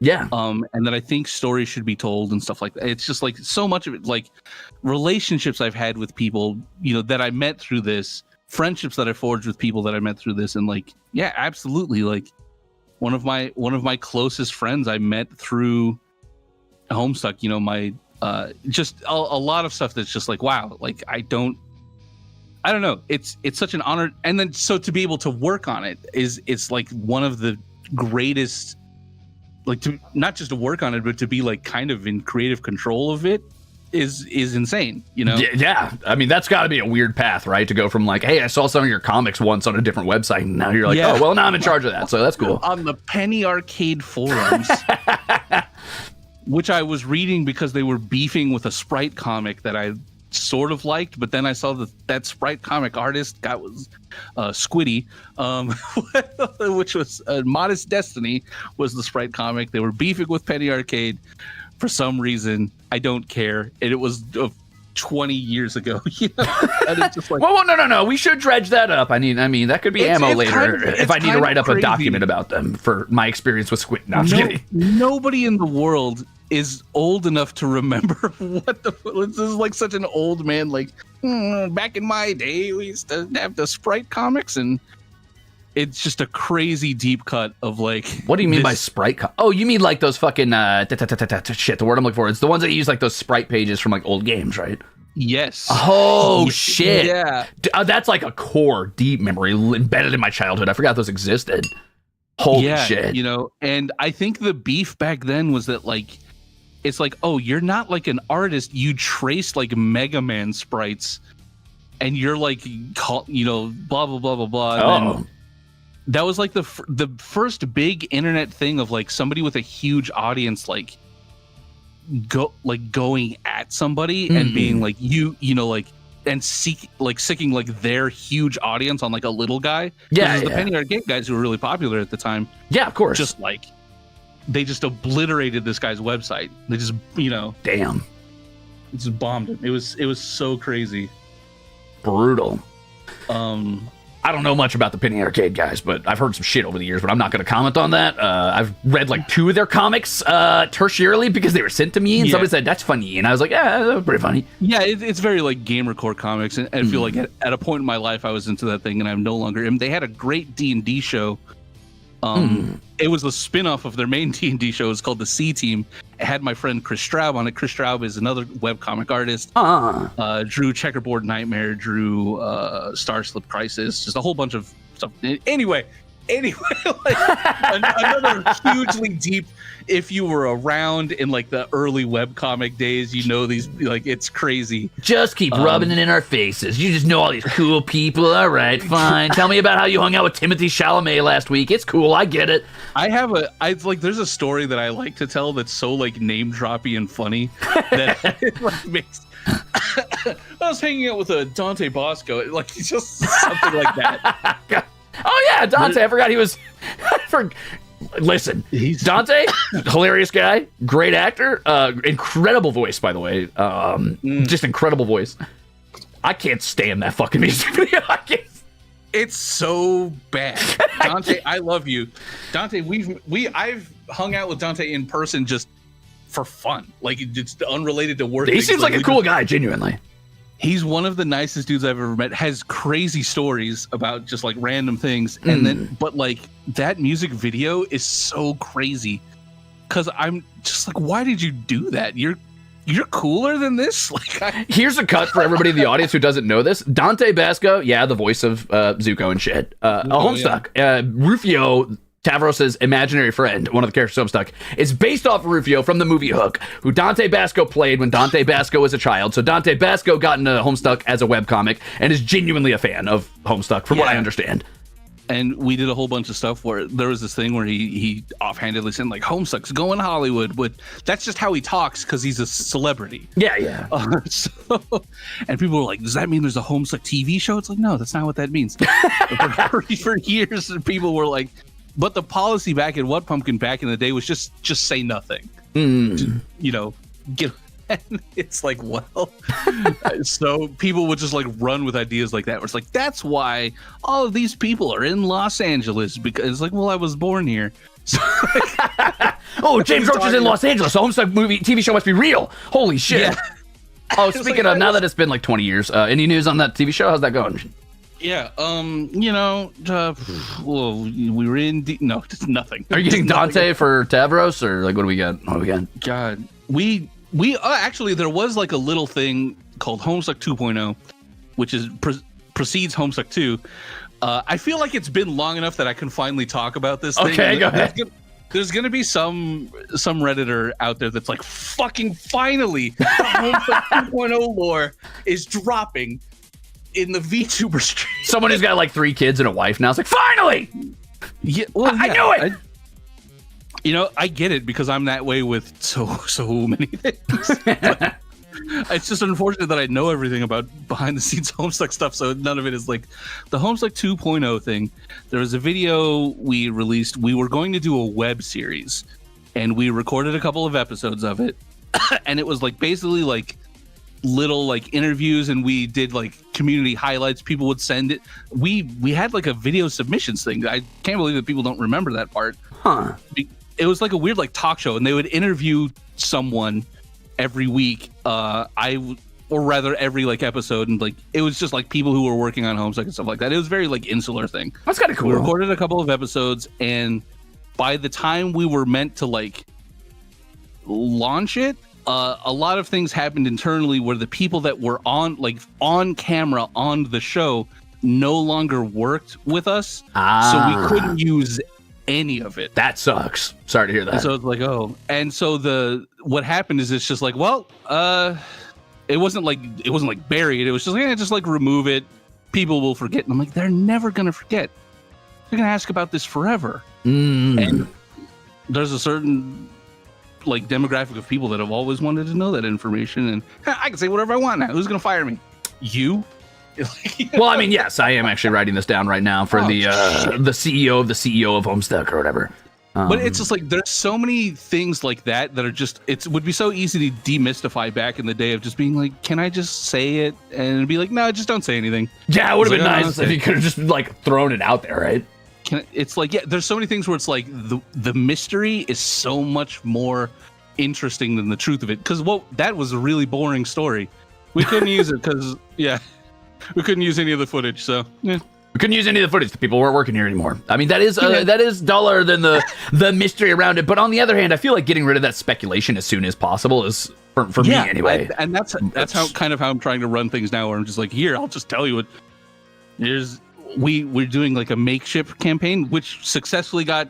You're gonna get a little Carcat plush. Yeah, Carcat's birthday. Carcat plush just dropped. You can check it out on the Homestuck Twitter right now. Actually. Yeah, it looks amazing. I especially love how stupid the hair from the side looks. It is very flat from the side.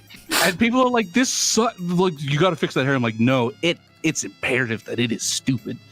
Like, because he looks great from the front. Only his hair is 2D. Yeah, the rest is like, it's crazy. Anyway, I love the way that it looks, and I will fight for that, to keep that. I mean, fair, I get. Listen. I'm cutting that hair off and sewing my own hair. I'm not. Yeah, that's people are like, can I cut it off? And I'm like, you can do whatever you want. Can I? Yeah, it's your fucking thing, dude. What are you talking about? I'm kidding. I'm just gonna mount them up on my shelf and look at them and think to myself every day, what would Carcat do? And I'll do whatever the opposite of that is. Yeah, I love the design where our art director Kim Quach, fucking hell of a guy, incredible dude. Yeah, an incredible artist, fucking amazing. And it's like Homestuck Beyond Canon would not exist. I mean, and even like most of Hive Swap and even like Homestuck 2, like Kim is in it, you know? Yeah. But he's our art director now, and like he has like that's why the art has been so like consistent and on point, and like it's the color been very clean. Yeah, if you read today's update, the final panel of it is that is a Kim drawing. There's an update today. Yeah. Oh, it's the 12th. You know, we gotta do something. It's a little update. Okay, I'll look at that later. Short. It's like 6 8. We're trying to do more updates that are smaller to kind of give that feel of like, instead of doing like one big one a month. Ah, okay, that makes sense. Yeah. Wow. But yeah, it's I don't know why. I'm sorry, I do that. It's me, James Roach. I do like vocal tics where I'll just say like "Mamma Mia." Like same, it's fine. They're used to it at this point. These little assholes watch me vomit out every garbage internet fucking sound clip I've ever heard in my life. Yeah, I got in trouble for writing like, oh, James Roach wrote a bunch of memes in the Homestuck. It's like, I'm sorry, I just talk like that. I'm just a millennial. I'm just stupid. Like, I'm sorry. Like, oh, what are they gonna put next? A skibidi joke? And I'm like, no, because I don't say that word ever. Well, I do. Let's do it. Yes. Oh God! Get it in the next update. Toilet cat. That's the next big move. All right, get Kim on the line. Kim, I've got new art for you. Yeah. Kim, get in here. Skibidi, just. I don't even remember what I was saying about Kim, other than he's a cool ass dude. A damn good artist. And I fucking forgot. You were talking about the Carcat plushie. There we go. Shit. Oh yeah. Oh, he designed the plushie, and his choice to not give it arms, I think, is so incredible choice, incredible direction. Because I basically was just like, can we get like a mock-up, and like, here's the general idea, you know, we're doing like a makeshift thing, and it's like, because the campaign idea, like, it didn't have anything. It was just like, will you fund this? But there were no visuals. You may notice the second visual, if you go to the makeshift page, or if anybody who's seen it or whatever, is just literally the sprite of Carcat, and then a plus sign, and then like a picture of like stuffing. Carcat plus stuffing equals something. Yeah, that I made that one. That's what it was going to be. That's all that it was going to be. Good. And then Kim very like was like, no, let's. Okay, hold on. Don't do this. First of all, cut his arms off. We need him to look like the Homestuck spray. Yeah. Oh, you guys should release DLC and its deployable arms. Oh my god. Yeah, little it's like, can we get little magnets in the make arms on there? Perfect. Someone was like, why don't you give him like a little scythe? I'm like, what's he gonna hold it with? Nothing. Cheeks. You just turn around, he's just double cheeked up. Oh shit. Done. I'm a genius. Like spider palpates, but on your ass. Yeah. Incredibly defined. We beefed up one Carcat, and the other one is still small. Oh, that's right. Commander Karkat. Commander Karkat. It was so important to everyone on the team. It's like, we gotta make him just a beefcake. I rue the day any Ruzader sees that Karkat. They're gonna look at him and all his scars and be like, There's no beefcakes in Homestuck. Now there are. Thank goodness. I can't let any Ruzader ever see Commander Karkat. Those are the rules. You want to jump to the next one? Yeah. All right, I got you. Don't look it up. Don't look at it. When work gets too creatively claustrophobic, what do you do for a reset? Do you watch other content creators play games? Do you go hiking? Like, do you find it's important to you personally in your creative process to find these reprieves, or do you just do you find that reprieve in the work itself? When I'm working on stuff, and this is especially true of music, I switch between things constantly. Because when you're listening to something over and over, it starts to sound, it's like, when you'll repeat a word over and over again, it just becomes sounds. Yeah. It's like that when you're writing music and it's like, oh, I can't hear this anymore. I need to take a break. I need to work on something completely different. But when I'm like truly like, okay, I'm stressed out, I need to not do anything for a while. Lately, my favorite pastime is staring at my Steam list and not doing anything for 4 hours. Just doing nothing at all. And honestly, the idea of like, it's not even like, oh, I have too many choices. It's just like, I don't have to think about anything. I go to bed. Like, it's like, what are your hobbies? I like to sleep. Like, I like to go and lay down. Well, that's clinical depression. My friends will make fun of me for like, I am a notorious, like, I'll be right back, like, leaver. Like, I will not come back. Oh no, you're one of those. Brother said, I'll be on the game in a bit, just a bit. Offline. They'll do the Fortnite tag on the server that at Chuggy Juggy, like, let's go, baby. And I'll be like, okay. I'll get on, and then I do not get on. Like, I am in. I've said that I'm already in bed. Like, I'm saying that from my phone. Like, yeah, I'll be right there. I'm not going. You lied, Chuggy Juggy. Chuggy Juggy kickflip straight into a shoo. Me. Let's say the pre-COVID days when I would still go to parties and stuff like that. Ew. A famous maneuver that I thought was so funny and everyone hated was at like a house party, I would say, hey, can you hold this for me? Oh no. And then you'd leave the party. And then, I'd give them my, beer or whatever, my juice. I don't know. My drink. You could say alcohol. It's fine. Nobody cares. I'm almost 40 years old, chat. So like, it's fine. But James was 14 at the time. No, I'm just kidding. Yeah, I forgot to mention this. I was 7. Hold my brewski. I'm 7 years old. See you later. Yeah. So I'd say, hey, can you hold this for me? And then I would go home.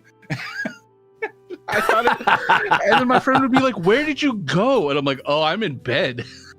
Oh, I'm laying down. That's really weird. Where are you? Are you at the party? I'm in an Uber. What are you talking about? That's fucked up and evil of you. I mean, I guess I get it. That is pretty funny, to be fair. I do like handing people things and then walking away, but I can only make it for about 10 paces before the guilt takes me and I turn around. I'm like, give me that. There was, I feel like I've got a like bad party etiquette. There's just been so many times where I've like left like without saying anything, or I'll be sure to thank the host and be like, hey, thanks for having us over. Yeah, like, yeah. It's only like 9:30. Like, I'm about to hit that dusty road. It's 9:30, but I try to get to sleep. But my curfew's at 10. It's 12:30 Eastern. I'm widowy 7, and I gotta go to bed. I got school tomorrow. Damn, it's like, oh, I'm sorry. I'm sorry. You gotta go. I'm sorry. Oh well. That's the sawi, the like sort of like widowy, like, oh god, no. That has crept into my friend group in such a like disgusting way. Oh, I try to keep it out whenever I can, but I'll randomly toss it on stream and regret. Yeah, it's a poison. It's too easy. It's an addiction. It is. I just somehow the like spiritual like reality bending fedora of the universe alights upon my soul for just a moment, and I'm like, widowy kitten. I'm kind of the best I ever was at Valorant, so you're gonna have to put some respect on my name. Go get my dino nuggies. Ugh. Yeah. It's brutal. I'm sorry, but yeah, it's so easy to slip into. A friend of mine, my friend Nick, bought his girlfriend. Oh, more name dropping, motherfucker! No, Nick. Yeah, you know Nick. My friend bought his girlfriend like a cameo of that guy, like saying, you know, like for her birthday, it'd be like, hello, my beautiful Elizabeth. You know, it's so funny. Not the TikTok guy. Yeah, the TikTok guy. God, I gotta get off TikTok. It's rotting my brain clean through, but I can't help it. Yeah. Half of my quotes are from TikTok now. It's crazy. I went, like, I was looking at the Homestuck tag on TikTok, because I just go through the tags and see what people are saying, people are doing. It's fun. Like, there's so much cool fan art. I deleted my Homestuck TikTok. Whew. The worst tags, like the worst takes imaginable. But there's this thing where it's like fandom things that really happened, part one. Okay. And I watch it. I'm like, I gotta see, because this is tagged Homestuck. What is the Homestuck thing? It was like 1,000 people spit into a bucket, made one person drink it. I'm like, that didn't happen. That's also like physically impossible. Like you could just say whatever you want online and no one cares. I thought it was gonna be Sharpie Bath, but that's wild. Yeah, people just make shit up. There was a whole thing about Sharpie Bath, which is I wasn't there for it, but the complicated story. But somebody has done I want to say research on it, right? Like I believe Funk McLovin, I don't know if you're listening, did a like whole like research video about it where they even asked me about it, because this thing is like, it happened to my friend. However, I will go on record saying that friend kind of a chronic liar. So I believed them at the time, and so like for a long time I was like, oh yeah, that's real, that happened. I think a lot of it, chronic liar maybe pushing it, but like chronic exaggerator. Okay, I see. Yeah. But at the time, it wasn't framed as like this person had to go to the hospital. It was just like, you will not believe what happened to me today. And I'm like, what happened? This dork climbed into a Sharpie bath. Yeah, it's like this person we don't really know, like, just ruined the bathroom by like trying to soak themselves in Sharpies, and like we have to pay this fee. And I'm like, oh, that sucks. I find it incredibly hard to believe that anybody would think it would work to put Sharpies in a bath. But I mean, also, I've seen some really stupid stuff over time. So maybe it's time I just start believing. The thing is, that would just take so long. It I know. Save any time. Like, what's the point? Just put on the wolf effects or whatever, seal your paint and go. What are you doing? Yeah. So the official stance on Sharpie Bath now, even for me, is that dubiously canon. Don't actually know of it. I know that someone ruined their bathroom because I did see a picture of a ruined, like, that could have just been from makeup or something. And then the story of it being like, they went to a hospital, the girl almost died. Blah, blah, blah. I don't believe that, because that would have been all over the news. Somebody tried to bathe themselves in Sharpies. Yeah. That got exaggerated, I think, over time, because that was like 15 years ago. So yeah, I could definitely see that being a big fallacy, or at least at minimum very, very, very embellished. Yeah. Again, a fucking name drop here is me and Octopimp were. I remember exactly. It was at AX. We were hanging out, waiting for our mutual friend, and then when she came up to us, it was like, you would not fucking believe the stuff I've been doing, because like you're like an hour late, April. Like, come on. Oh, you name dropped your friend. Oh no. Nobody knows who that is. Okay, well, I mean, I do. April and I go way back. Whoa. Yeah, we're besties. O'Neill of Ninja Turtles fame? No, wait. Who's April? Is that the name of the fucking jumpsuit lady from Ninja Turtles? Yeah. I didn't watch a lot of Ninja Turtles. Sorry. That's okay. The new movie's actually really good. It is kind of a reimagining, but it's great. I heard good things about it, actually, and the writing. Surprisingly, like, just it's super funny, but like, it does look weird, but it's kind of charming. I kind of like it. I'm not gonna wait. We're doing the thing again. We started yapping way off. Oh shit! We've gone all the way down. You know what? Question 10. Last question. Don't worry. Hang in there, Ruzeters. We're getting there. And then we'll probably just field random bullshit or shoot the shit or dip out depending on what we're feeling. We'll look at the chat. All right. So question 10. Where do you see Homestuck going in the future now that you're the director? Obviously, scope can sometimes outpace means, but in a world where you had infinite resources, what would your dream project be for the medium? Those are technically two separate questions, so you can answer them separately if you like. Okay. Where Homestuck is going is highly guarded secret. We're approaching the end of Act 1. Oh, okay. Very exciting then. I'm calling the stuff from Homestuck 2 before the break, I've been affectionately referring to as kind of like the prologue. What we've done so far is Act 1. We're very close to the end of it. There's still a bunch of stuff to get through, and like pacing is an issue, and like you said, like the scope of things sometimes outpaces what you're able to produce. Yeah. In reality of it. The thing is, it's just like we're just doing it. Oh my god, it's like when people see what's coming out, like it's not even like what. Okay, so this one, that one, and then it's if you don't include today's. Okay. Into 3 updates from now, Holy people are shit. going to be like, "You guys are insane for this," because it's like a lot of things that it's like, why did you do this? Like, why did you choose to do this in this way? And it's like, because we're crazy people. Because we're outrageously crazy. I'm crazy. You know, like just Crazy? I was crazy once. I read Homestuck. that, you know, go stupid, go crazy. Just took it to heart one day. And so there's been a lot of like the production has been basically leading up to these these coming updates, and they will be told in a way that is, you know, it's good. It's beautiful. Chef's kiss. Delicious. Yeah, and it will culminate in the end of Act 1. And then the story takes a big turn from there, which is like, I can't talk about it. There have been hints, and the thing is, it's all there. It's all spelled out. I have a prediction, but I'm not going to say it. Yeah, you know, maybe we could get into it off. But it's so like the thing is, it's so good. I don't want to spoil it for people, but it's just like, man, there's a lot that's happening, and like, so the future of Homestuck is like, and it's such a delight. Yeah, I'm like, I can't get too into it, but it's so it's fun. Like I guess the future of Homestuck is that we're gonna start having fun again, lads. If we're not already. It's just like, we're finally at a point where we've resolved the things we need to resolve in a way that feels comfortable. Let's get real stupid with it. Good. I love stupid. There's gonna be ways where we're looking at like the medium changes a little bit. Like it's interesting in like ways that are like, whoa. Again, I've mentioned our incredible art director Kim. Kim is an animator. And like, you're dropping too many hints. Slow down. Yeah, some of the stuff that Kim has done has just been like, you're crazy for this one. Okay, this is one panel, so it's good.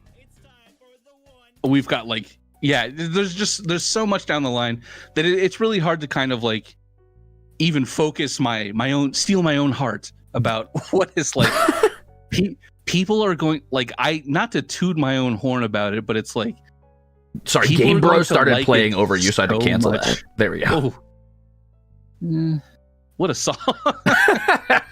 Yeah, that's a song. That was one of the crazy ones.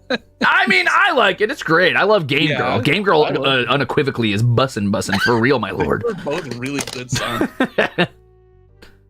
The Homestuck music is just incredible. I listened to the OST. What's your favorite Homestuck song? Actually, just a little sidebar. Ooh, Endless Climb. Easily. I think mine's Gold Pilot, but I also really love Savior of the Dreaming or Waking World. Yeah. There's a lot of the like really complicated ones, but I love those old, like just really simple melody ones. And I think Endless Climb is just such a beautiful melody. Yeah. And I love it. Yeah. It's good. Yeah. Related to what you just said about Homestuck and the direction it's taking, I have a little sidebar question for you. Just technically not on the list, but just something that was asked to me the other day while I was working on world building for Hollow Marches. What when you're writing, do you often find that you have a segment that you're trying to get to, or a narrative beat that you're trying to make it to, or do you make it up as you go along? Okay. Do you like have a zone you want to get to and then you fill in the blanks, or do you just have everything building on top of each other like a sandcastle? I don't know if you can hear me getting excited about doing this while you were asking the question. I'm gonna name drop it. I'm go sorry about it. A good friend, because I asked for advice from a good friend of mine, and my like a brother to me, Toby Fox, was like, I was like, Toby, how do you write stories? Like, hey, Tobes, how do we? Yeah. Zoinks Tobes, like, you know, just... like Zoinks Tobes, I've written myself into a narrative backdrop. Help! I've known Toby for so long, just as like just a, you know, a guy that like we used to talk about just everything. Yeah. You know, he's gotten, you know, very busy. One of the hardest working people. That dude's always got a fucking iron in the fire, to forgive the turn of phrase. Yeah. It's nuts, and like I don't think a lot of people know how hard he works and how diligent he is. Like he's, because they see like, oh, he just drops it when he's working on it up until the point, you know, like he's fucking incredible. I'm so proud of Toby as someone who met him when he was a weird little teenager bothering me about like the Mario Kart OST. You know, that's kind of cute, actually. That's actually really Skype, cute. And I'm like, God, I didn't like him at first because he would ask me these questions. You know, like understandable. Not like a hate. Just I was like, he's asking me these questions about like minutia that I'm like, you know, as someone who's like, I went to like music school, and so like I'm trying to explain these ideas of like, here's what like a cascara is and son clave, like, you know, these sort of like weird Latin jazz rhythms. Yeah. And he's like, oh, like the Mario Kart OST, and I'm like, God damn it, Toby. No, I'm trying to talk about the classics, and you compare it to Mario Kart. Yes, I do. Just, you know, is asking about stuff like that, and then like was like, oh, okay, like that. And I'm like, I mean, I guess, but you know, just the conversations like that built our friendship over the years. And so I asked him, I was like, you know, when you write, like, how do you get from point A? Like, he's like, he writes in a way that is like, he has two ideas. He has 2 points in the story that he wants to happen. So instead of thinking of things like linearly, he's like, I want this scene and I want this scene. And, you know, like what order they come in can be decided later. And then it's like, then get from that point to that point. It's not from getting from point A to point B. It's from getting from point A to point C and then writing B in between there. And I'm like, oh, that makes sense. Because it's like, you know, when you come up with ideas, it's like, here's a cool scene that I thought of. It's like, I wish I knew where to put it. Yeah. It's like, well, put it in there and just make your way there, you know? That makes sense. Like, that makes a lot of sense. And then you go and you like look at Undertale as just these like segments of things where it's like, here's a scene that he wrote. And it's like, it's like, oh, that's so cool that it's like, man. Really wants Undine to be standing in the background menacingly with a lightning bolt. Yeah. What a cool guy. Yeah.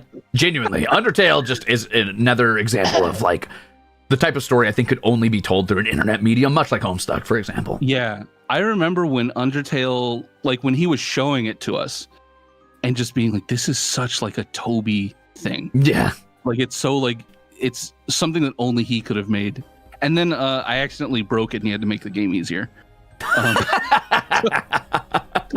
There are 2 things that I famously fucked up when he was showing us Undertale. It was like we were doing testing for it, and there's in Snowden where you get like arrested, and it's like, I think if you don't beat Papyrus, you can get arrested, or like you could or something. I don't remember exactly. There's a sequence where you go to jail. Undertale heads in the chat, you probably know which one it is, but like, during the test thing, I get put in jail, I get put in like the prison, and then nothing happened, and I'm like, oh, this is just Toby being Toby. So I waited for like 45 minutes for anything to happen in the game. Holy shit. It turns out it just froze, like it just wasn't like supposed to do that. And I'm like, oh, but like I don't think anybody had like been bad enough that they lost to that boss yet, or like lost that fight or whatever. And I don't know if the sequence got rewritten or if it just like But yeah, it's like, oh, that's not supposed to happen. And I'm like, Toby, how long do I have to wait in this prison? And he's like, what are you talking about? It's a shed. It's a shed. Get out of there. Get out of there. You lost that fight? And then the Mettaton fight, Mettaton EX fight was much harder. And I am so bad at video games that I'm like, you have to think of me as the lowest common denominator. Because I can't beat this. And it's like, okay, so I'm actually the guy people send games to make sure it's beatable by like children. Yeah. By just like a complete, like, just imbecile. Like, I can't. It's like, I have trouble tying my shoes. Oh, don't know. All right, back up, Molecule. We're not going that far. James is not video game journalist level. No. That's as low as it goes. That's lower. Yeah, I know how to double jump in Cuphead. Like, it's fine. Yeah, come on. I don't actually think you. I think you dash. I watched that video and being like, okay, I'm better than this. I'm better than this guy. Come on. I'm sorry, video game journalist. That was a joke. That's not Cover's official stance, please. IGN, if you're trying to get the fucking sponsorship out here, that was a hee-ha prank. But hire That's gonna better be my gamers. official stance until you give me money. Fuck. I mean, yeah, same. Dude, if you're listening, IGN, if you're listening, Polygon. Kisses. I'm huge fans of the McElroy brothers. Polygon, bring them back. No, Man. Ooh, I did like Monster Factory quite a bit. Oh, dude, if you listen to their podcasts at all, either the Adventure Zone or my brother and me. Whew. I listened to Adventure Zone up until the point in the first arc where it stopped being D&D, and then I stopped like. And it's like I finished it, but it's like I stopped caring about it at that point. And then I used to listen to Ma Bam Bam. Oh, I love Ma Bam Bam. It's one of my favorites. Yeah, I don't listen to it a lot lately, but I used to. Like, you know, it fell out of vogue. Yeah.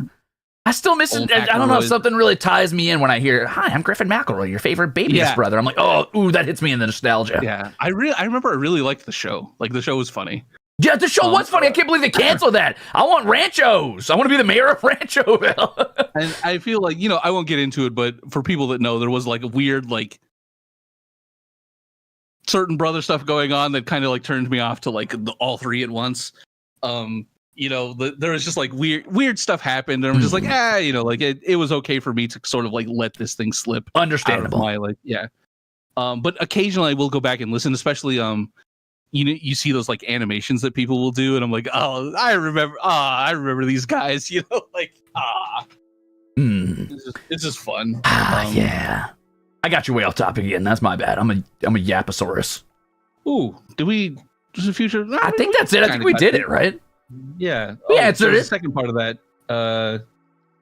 as a director, I would just go something. Where we had infinite resources. What would a dream project be? Oh, yeah, you're right. There was a second part of that question. Go. Infinite resources would just be what we're doing now, but more of it. I could hire another person. You know, bring another person onto the team so that, like, because we are like, it's a very small team and we're at our maximum capacity of output. Like another artist, or what it would be now would be infinite resources. Is just, hey, everyone who's working, quit your day job. We got it. You know, now you don't have to do that and do this for just like it's not a ton. You know. Yeah. I think people see like the Patreon is like the Patreon's doing pretty good, and it's thanks to the got, suit, like, go. But we do split that 8 ways. Because like, yeah. So it's like, oh, that's right. There are 8 of us, and that includes like web dev or web dev Koei just does crazy shit. Yeah. I pay everyone equally too. Like, I don't like take more. Like, I'm not like, I get the director's cut. I'm the head dog. Because it's like everyone contributes so meaningfully. Like, we have like writers' room meetings now, which is just like, you know, but it's like we have to do this after work. So sometimes they're like at 9 at night. Whoo, damn. And they'll go for like 6 hours because it's, again, yappers, and it's like it's hard to, but it's like, whoo, okay, but we get a lot done, and it's like cool. And then like the art needs are like, as it's like everything's ramping up, and you guys will see in the coming weeks of just like what I mean, where it's like, oh, why'd you guys do this to yourselves? Why'd you guys do this to yourselves all at once? So what you're saying is get hype. There's big things coming for Homestuck too. Sure, but I feel like I've been saying that for a year. So, but now you're saying it again. Get hype, nerds. Yeah, do it again. Do it again. Get hyper. Buy our Carcat plush. Actually, if you are interested in that, the pre-order is open. It's he looks so stupid. I'm so excited about it. Hell yeah. James in bed. I'll be at the meeting. Doesn't show up. Honk, shoot me. Yeah, I will go. Psych. I'm not there. I feel you though. I get it. I think people see often I think that projects like this, people can see it as like, you know, there's a certain level of polish, and that level of polish makes people have this perception that it is like Hollywood level funding or whatever, and it's tough. It's tough working with a small team like that. I mean, even in my case, like people see number and they're like, oh yeah, he's fucking, he must be rolling in it. He must have like fucking 50 cars or some shit. I'm like, dude, I'm sorry. I've only got 49 cars. I only have 49 cars, and you don't think about the cuts that go out of this, but that's fine. Yeah. I appreciate all of the support people give me, and I'm sure your team, of course, even having like any support toward a creative endeavor like that, where you're really putting your heart into it. So, like, I'm so happy that people like us enough to pay us. Exactly. It's like, so I never want to be like, I'm so happy you guys like us enough to pay us more. Yeah, exactly. It's this weird dichotomy, right? Of like, I don't want to be perceived as some fucking like wealthy billionaire or anything, or like I'm well-to-do. I don't. But I also don't want to discredit how much support people give you. You know what I mean? Like they really they try hard, and that's beautiful. And any support's good. It's so cool that people like us. Like I like being liked. But it's like I want to give people something for that money. So like again, like this idea with like merchandise and like doing like a plush where it's like, you're giving us money, but also you're getting something out of it. So it's I like to think that like merchandise is a good way to pay my team. So I've been designing the merchandise. That's beautiful. I don't make the artists do. I had to learn how to do Adobe Illustrator because it's like I didn't want to give the artists more work to do when they already have so much to do. So I'm like, I'll learn Adobe Illustrator. I'm like hype beast t-shirt idea. Well, you should be the fucking CEO. That's more effort than any CEO's ever put in anything. Yeah, except for maybe Yago. Yago's a fucking saint. It's like that corny ass image of like Facebook mom posted. It's all JPEG artifact of like, it's like this is what a boss is, and it's like a guy like lording over the employees, and this is a leader, and he's like pulling the cart with exactly. I link that in the chat 5 times a day, and they don't say anything, so I guess they're all fired. You're all fired. Fuck you guys. You don't respect the amount of effort I put in. Do you know how many fucking mine carts I've dragged up to my house? I don't even have a mine nearby. I just do it for symbolism. You know how many emails I have to send? At least 3 a day. Dude, I spend at least 20 minutes hyping myself up to type, yeah, that looks good, to the artist. Can you please fucking put some respect on it? Yeah. It's like I sat there crippled by anxiety about how many exclamation points I should be using in this for at least 17 minutes. Okay. Good shit. I fell asleep in my chair 2 times. 2 times I fell asleep and thought to myself, I should get up and stretch. I did not get up and stretch. Yeah. That's the most uncle behavior about me, is that I can fall asleep any sitting scenario. Like I will just knock out. That's very drunkle energy of you. Yeah, it's very easy.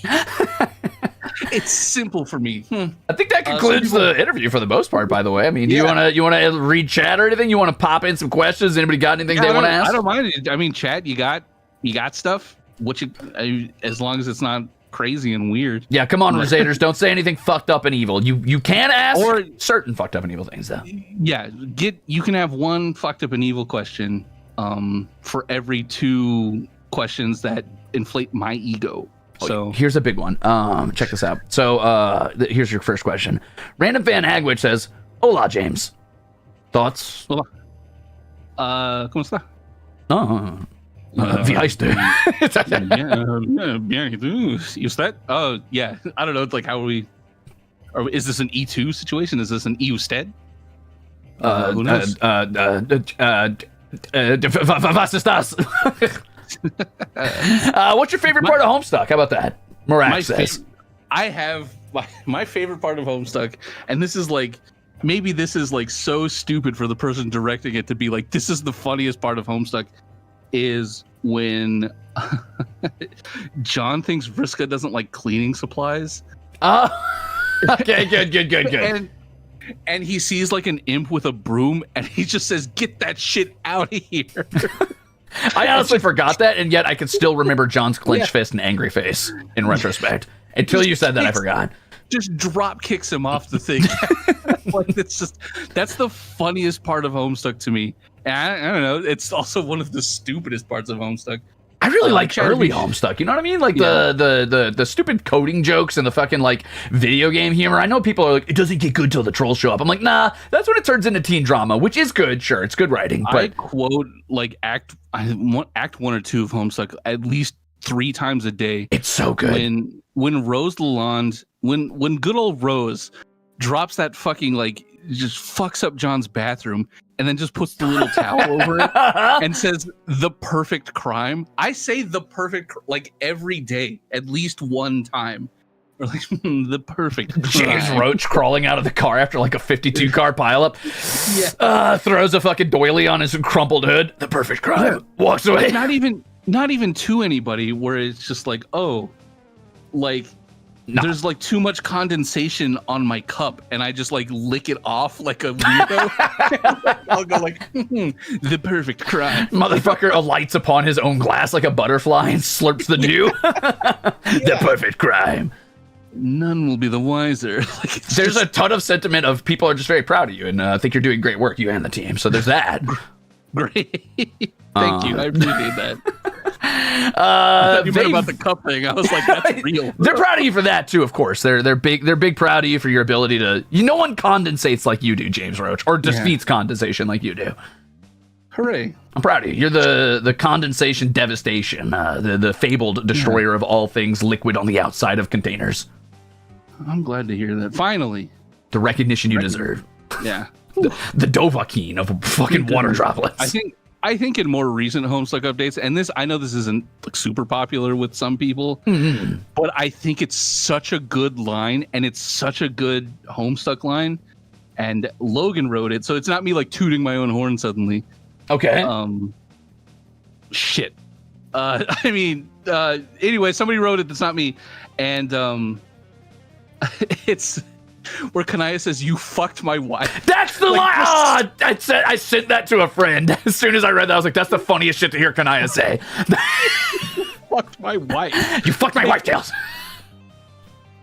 It's such like the thing is, it's like it's a really dramatic scene, but it's such like a Homestuck line that is just so true to the. Like, it's fucking funny. It's so like. Jesus Christ. I mean, to be fair, it both hits hard. And it's funny in context because you're looking at the panel and it's funny to hear that out of Kanaya, but it's also very dramatic because it's like, that is how that conversation would be cut short. It's like, stop with your fucking platitudes. You fucked my wife. So it's both, and that's hilarious. Jade being like, Kanaya, I love you. It's like, you fucked my wife. It's so funny. Like, okay. So I know that was not like super popular with like the Rosemary shippers, which I get, but there's a lot going. I mean, you got to work with the dish you were handed.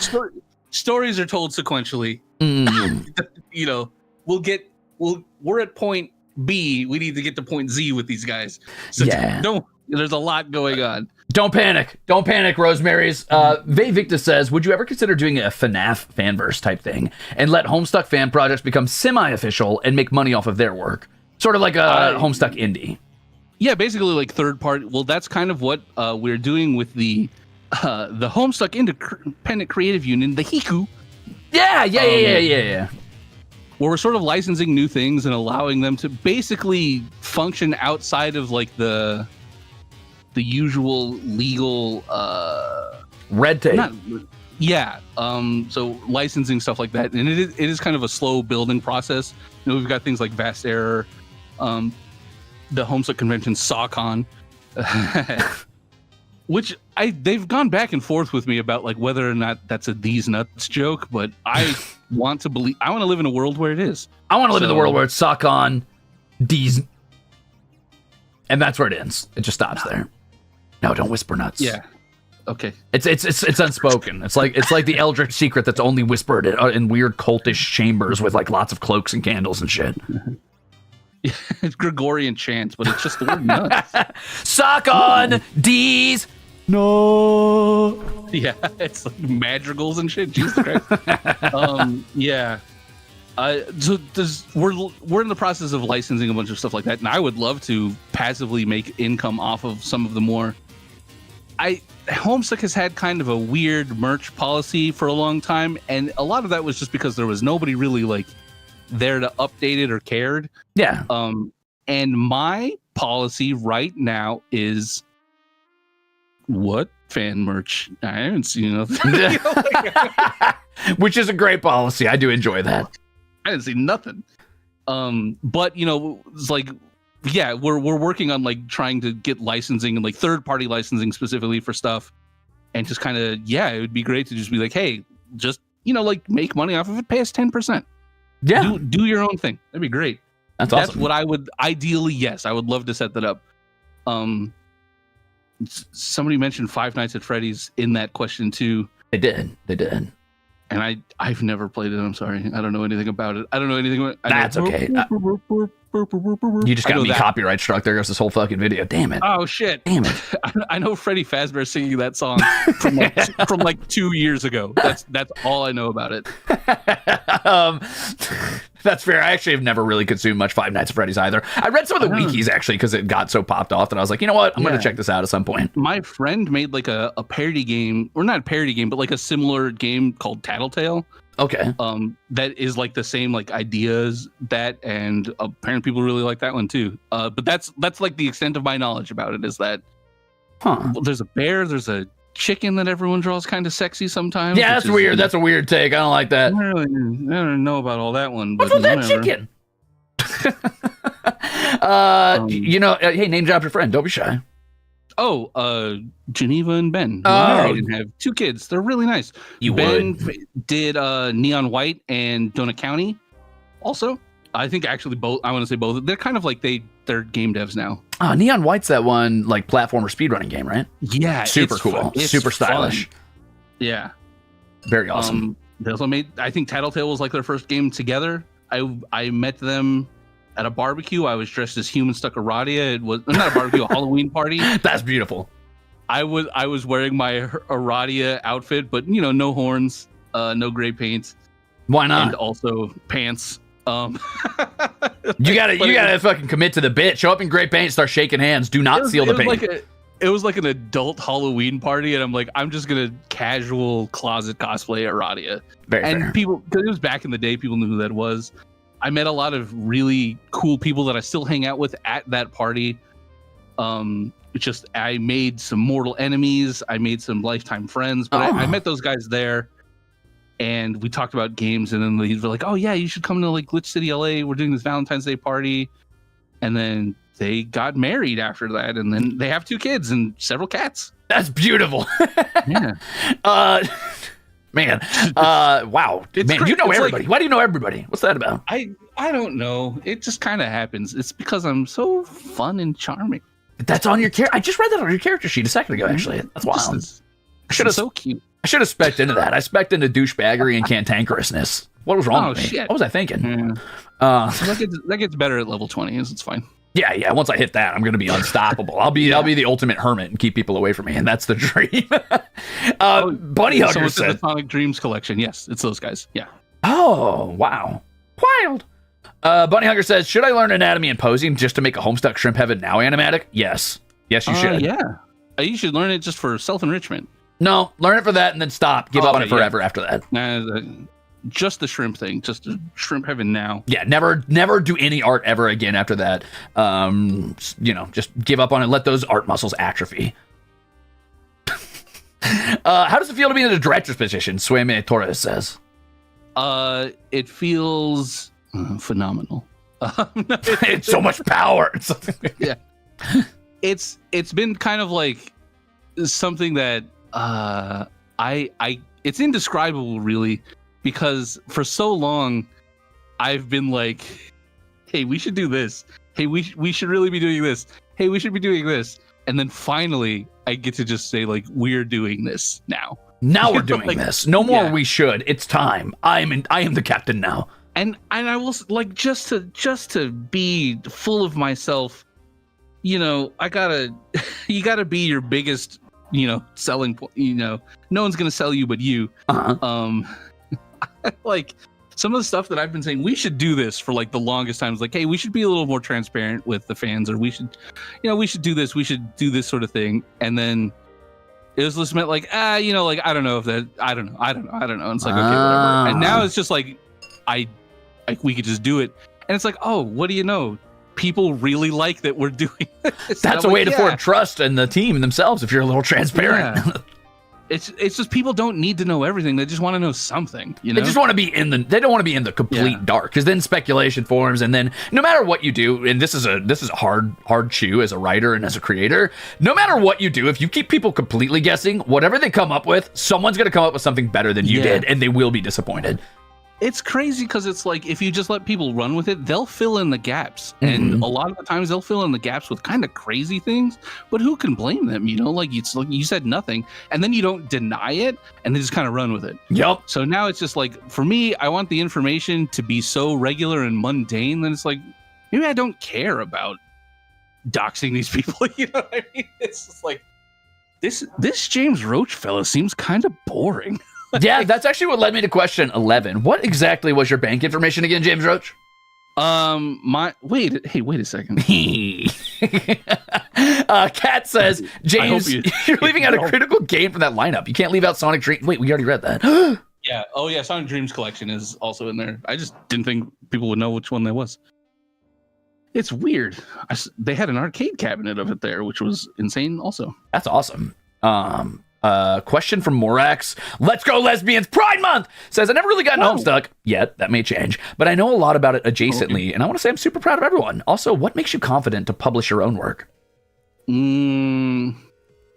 What makes me confident in publishing my own work? Just being inconceivably baller in every possible way. Yeah, it helps just to be the absolute fucking greatest creature that was ever created, which, to be fair, I'm gonna name drop again. I'm so sorry. Oh God.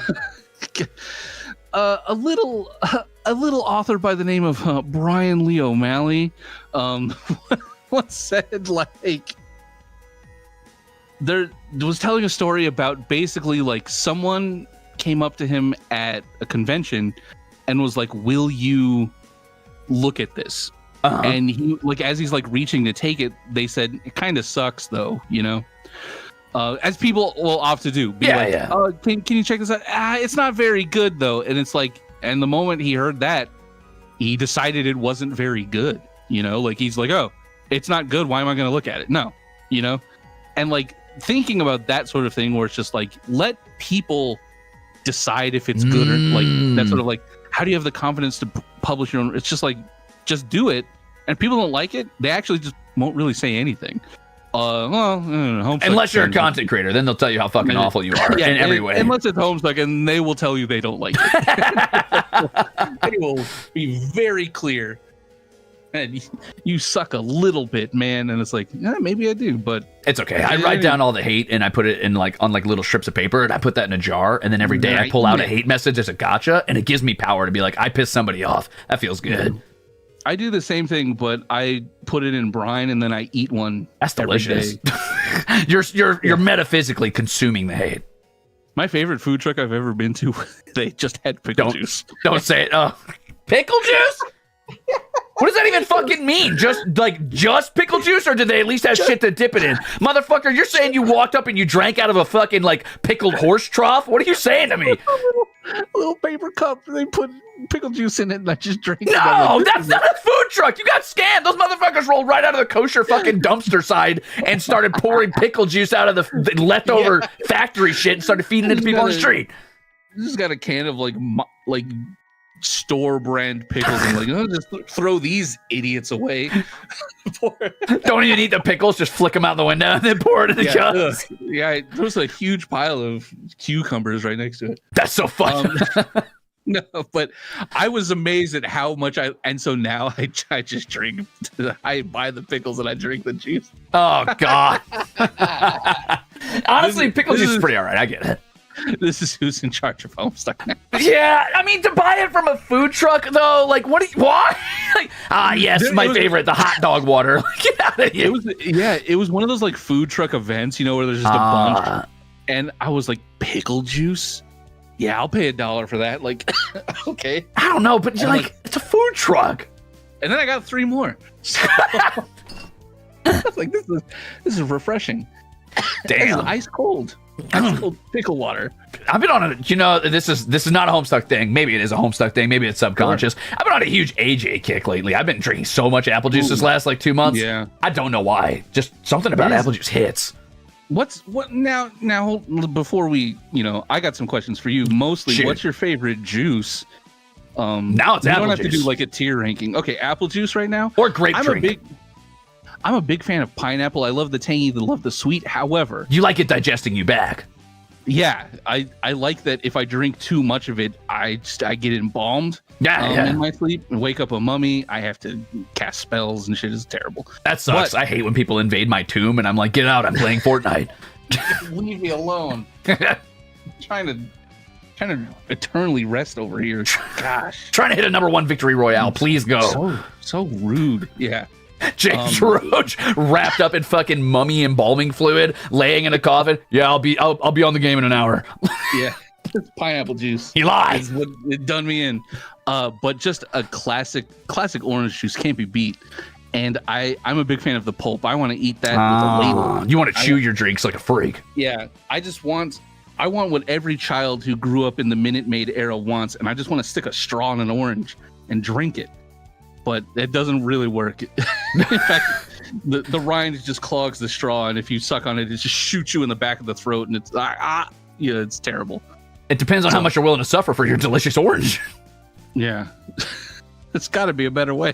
There is not. Do you have the stones to handle the rinds? I've never stuck a straw in an orange, but yeah. A lot of like Mexican flavor profile, it has like this sort of bitterness to it. Oh, okay. And so when my grandmother would make lemonade, she would, do like lemon, like zest the rind into it too. And so I grew up with a very like sort of bitter sweet lemonade, and I loved it. And I didn't know that that's what lemonade was. It wasn't supposed to taste like that, Huh. I've never tried that. I do like lime zest, but like usually when I'm making salmon, I'll do like a key lime butter and I'll zest the lime. It's an acquired. It is very bitter. Oh, so, yeah. But it's like bitterness is a flavor that I grew up with, and I like it. But it's like I've had other people try it, and they're like, God, like, what is this? it's like if you've ever, like Mexican hot chocolate again is also very bitter. It's not sweet. It's just. I'm going to pronounce this wrong, but Mega Blaziken says, James, do you like mangonadas? Oh, mangonada? Yeah. It's basically like it's kind of like a slush mango, or it depends. It's chamoy, basically. It's like sweet, spicy tamarind sauce on, you can either have it cut up mangoes, you can have a mango slush sort of situation. Mango, sorry for all the Spanish speakers in the chat. I'm gonna say mango because it's just absolutely incredible. It's spicy, savory, and like sweet. Damn, that's a lot of flavor profiles. It's so delicious. Chef's kiss. Oh yeah, big fan of them. Yeah. Cool. Yes. Fair. Yes is the answer. Yes. Give us the lore. You just got all the lore you could give. Jay just painted a picture with words. What are you talking about? I love fruit. Just my family in Mexico had a cactus fruit farm, Las Tunas. Oh. And there's so many different kinds. If you've never had cactus fruit, again, it's very sweet. Obviously there's kind of like a barrier to entry because it's a cactus, but they're good. Try cactus fruit. I'll try it, but peel on. I like to try to bite through the peel. Yeah. You gotta little spines in there. Yeah, of course. I mean, you want the thorns. Like, if you don't taste blood, are you even having cactus fruit juice? I like mango guava pear. Cactus fruit's really godly. Godly. All right, settle down, everybody. Whoa. Tuna. Oh, tunas. Yeah, I was like, what are you talking about? Las tunas. Yeah, it's tuna. Yeah, I mean that's how it is spelled. Huh? Is that the cactus fruit? Yeah. Okay, I thought you were literally. I thought you were about to drop some fuck shit on me. Like, yeah, tuna juice. It's like brined fucking tuna water or some shit. Juice. You don't squeeze the tuna juice out into a cup. What? All right, I didn't know you were also British. Just have a. Oh God. Come on, let's not take. All right, I'm sorry. I'm sorry to my British viewers. I was joking. I'm just teasing. That's just a very easy target on account of all the weird things that you eat. Everybody Unlike everywhere me. eats weird stuff. It's okay. You're not that weird. I mean, you are, Like but me drinking the pickle juice. listen, pickle juice is fine. I get it. You just have the taste of a pregnant woman. Yeah. Trekkie says, do you think Homestuck got so popular that it had the same fan controversy as superhero comics where there's so many characters vying for the spotlight? Huh. Oh, I understand that. But Cape comics are bad and Homestuck is good. So, Damn. no, I'm teasing. If you like Cape comics, you're wrong. But Savage, I can respect that. Just- That's like it. That's where the question slipping ends. down. You're wrong. Fuck you. Don't pass go. Don't collect 200. I used to read so many comics, like Cape comics growing up. But I kind of stopped in the era of like Death of Superman. Again, very, very old person you were talking to right now. Yeah, I don't know what that Because means. At that point, it got too stupid, and I'm like, I don't like this anymore. I was like 13 or 14 or something, like a teenager. I Like, see. this is mad dumb. Like, I don't care about this. And then that was kind of like the emergence of the internet, and you start seeing like web comics, which are just early web comics are just insane. It's just nothing. This is dumb. I have a more sophisticated palette. I'm going to read this Mega Man fan comic with the sprites. Yeah. 8-bit theater using the Final Fantasy sprites. Oh my. Yeah, Was that a dash of homophobia thrown in there? Welcome to 2009. Yeah. Exquisite. Fucked up and evil. Sir Radical, I could field that question for you, and I'll make it quick. What's the purpose of the Zodiac shirts the trolls wear? It's actually just the symbol of their blood caste and their specific family lineage, essentially. They're only coinciding with the Zodiacs because the 12 Zodiac signs that we have in our world actually correspond to the trolls who created our universe when they won Homestuck. There you go. Mm-hmm. There's many, many more signs. There are many, many more. 48 or some shit now, or more. Yeah. There's basically infinite number of signs, but because it's like if there's only 48 signs, that means there's only 48 trolls alive at any time. That's true, actually. There's only 48 trolls and they control multiple galaxies. It's just those are like the important ones that you see in like Hive Swap and stuff. But any fan troll, you've got your own sign, do your own thing. It can be whatever you want. There's theming to them, obviously. Yeah. But whatever. If you're having fun, it doesn't matter. Everything's canon. Except for that one time I got criticized when I had my two cool horns that were supposed to look like my mask, and then the director of Homestuck was mean to me and said, actually only mustard bloods have two. You get away from me, you nerd, you sniveling nerd. Only yellow bloods have double horns like that because of a specific genetic mutation that gives them psychic abilities. Maybe they just haven't grown all the way out of my head yet. Okay, leave me alone. Oh shit! Yeah, I didn't even think of that.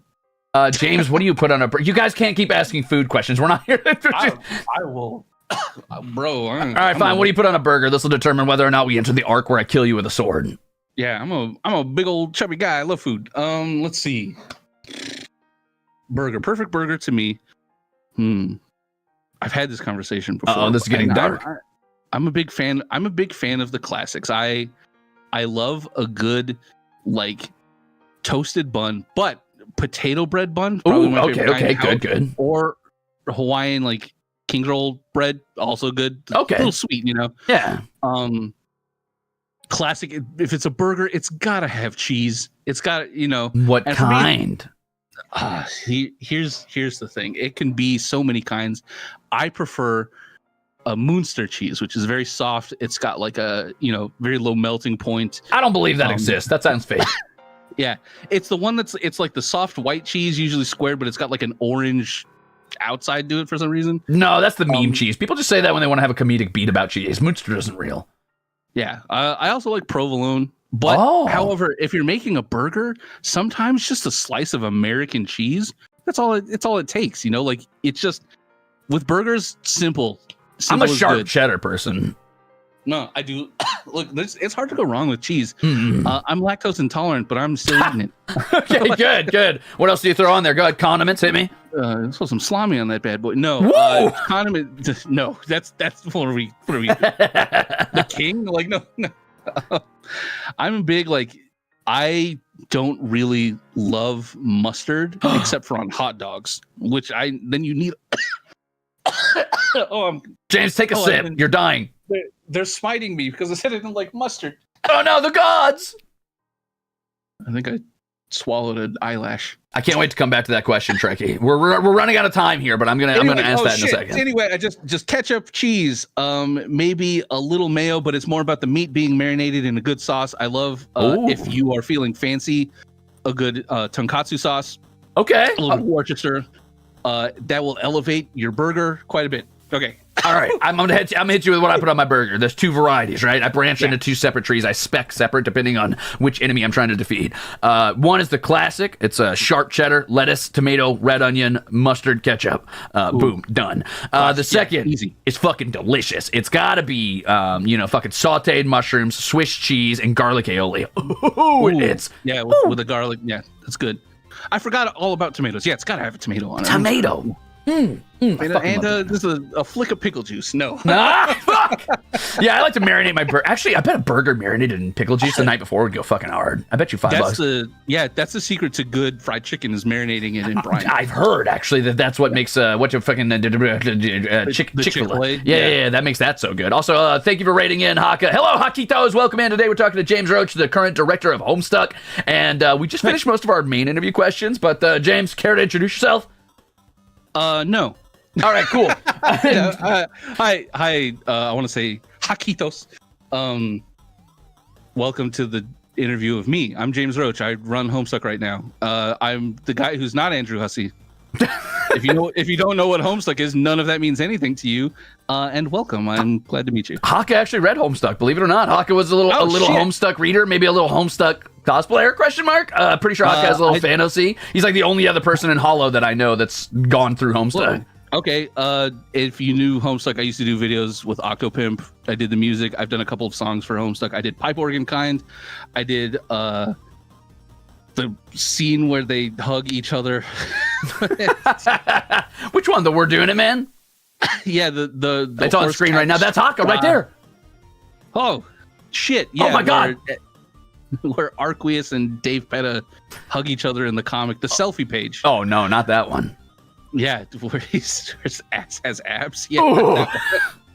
Okay, fair. Horrifying drawing. Yeah.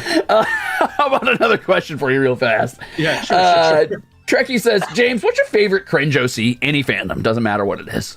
Oh, cringe OC. Fuck, there's so many good ones. Okay. Cringe OC is actually, I never saw a drawing of them. However, when I used to play TF2, there was a guy who signed on who had just the single greatest name of any like OC named person I've ever seen in my entire life. And it was Bong Lord Sniperoth. And I'm like, that's beautiful. I can imagine that OC, and it sounds perfect. It sounds great. It's Sephiroth, but he's a sniper, and he smokes weed, but so much that he's the Lord of all bongs. God, what an imagine! Like, you can't make that shit up. I mean, he did. What a hero! You know that ain't just Girardi in there. He's going fucking wild. Yeah. He's got that Mako energy in the chart. Jesus Christ. This is part of the live stream. These are the souls of the ancients in here. This is crazy. Ruze, when will you play TF2? Never, because it's broken. Yeah, probably not. We tried, and it's like, public servers are terrible. In private servers, we had fun one night, and then I think we're done. Yeah. We'll play other games. Listen, I'll tell you what. I'll have to skip out on that one, but I'll catch you on other stuff. We did do Gmod the other day. That was actually a lot of fun. Of fun for a private server, anyway. Second question. Random Fan Hagwitch says, first off, fuck you, Ruze. Out of everyone in chat, why pick me to embarrass? It's not personal. I just spot something I think is going to be funny to make fun of, and I make fun of them. I would say I'm sorry, but I'm never sorry for making fun of people. Damn. This is for you. Did you put your order in for the car cat plushie? I haven't yet, because I'm a broke little bitch, and I have bills to pay. And it is going to be a tight month. So, no, but soon, I hope, depending on how long. Hey, wait a minute. Perfect segue. How long is that open for your little orders? Next 10 days. Jesus, fuck. Okay. It's 10 days. But it's like, that's just the like preliminary, like, they're like, is it worth making this? Can we get enough people to say they want it now? And then it'll go into pre-order around like September. it is. I agree. It is a tight month. A lot of games are coming out that I can't afford. A lot of 3D debuts. Hey, James. Fucking Erdtree DLC. Yeah. Can I borrow your bank account for a bit? No, because there's nothing in it. It's you can, but you're not gonna. It's a tight month for me, brother. Like it's. Hey guys, you got. Send some money anybody's way. if you not me. Thanks for the soup and cart. If you like a content creator, I guarantee you they ain't got no fucking money. Please send them something. Thank you for the free shilling for me. Don't send me money. Buy your CarCat plush, gamers. Make sure that you show that there's interest in that, and that's something you want to keep moving forward, because that means more Homestuck merch in the future. If you're a big fan of Homestuck, the more you support now, the more likely it is more gets made later. Boom, bam, boom. Chad just bought it for you. Stop it, you little stinky animals. Sarah Spunda, thanks for the soup. Thank you, Flapjack Jackson. And thank you for the gifted sub, Susu. All right, anyway. God damn it. For James, here we go, from Ariella. Do you have any games, tabletop or video games, that have influenced how you write? If so, which ones? Wagon Bite, thank you for the cock funds. Games? I mean, obviously there's like, I feel like Undertale is like, that was just funny in a way that, you know, it's hard, it's a cultural moment. Thank you, Melander. I'd say that a lot of like manga and anime probably it influences how I write and how I think things are funny. There's a lot of really bad anime that has just some of the funniest moments in it. There's anime Konosuba, which is it's a lot to get into. But they're doing this bit in the current season where just everything like it's just they don't do anything for like 30 seconds. Okay. It's just, and I don't know why I think it's the funniest thing in the world, where they'll be like, there's this scene they're at like a fancy restaurant. It's like, I see this is, you know, this wine, is it a 2010 Riesling? And they're like, no, it's really cheap. And then nobody says or does anything for 30 seconds. It's just complete static image. Like you think that the stream has frozen. You're like, nope, it's still playing. And then they'll go, I see. You know, like just like move past it. The uncomfortable air there is pretty fucking funny. Yeah. I can understand that for sure. Holding the punchline.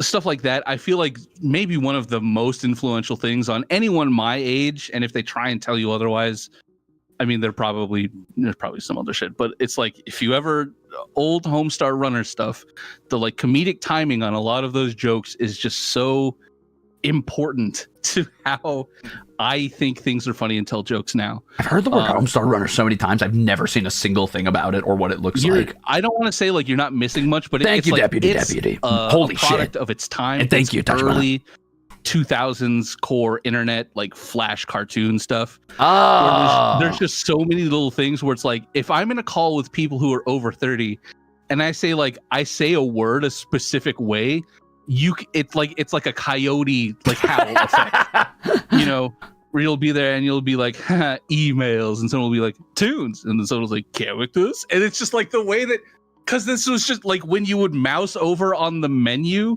and the character would say that, and just like in such a specific way. It's like, it's such a bizarre phenomena. Activate their sleeper cell.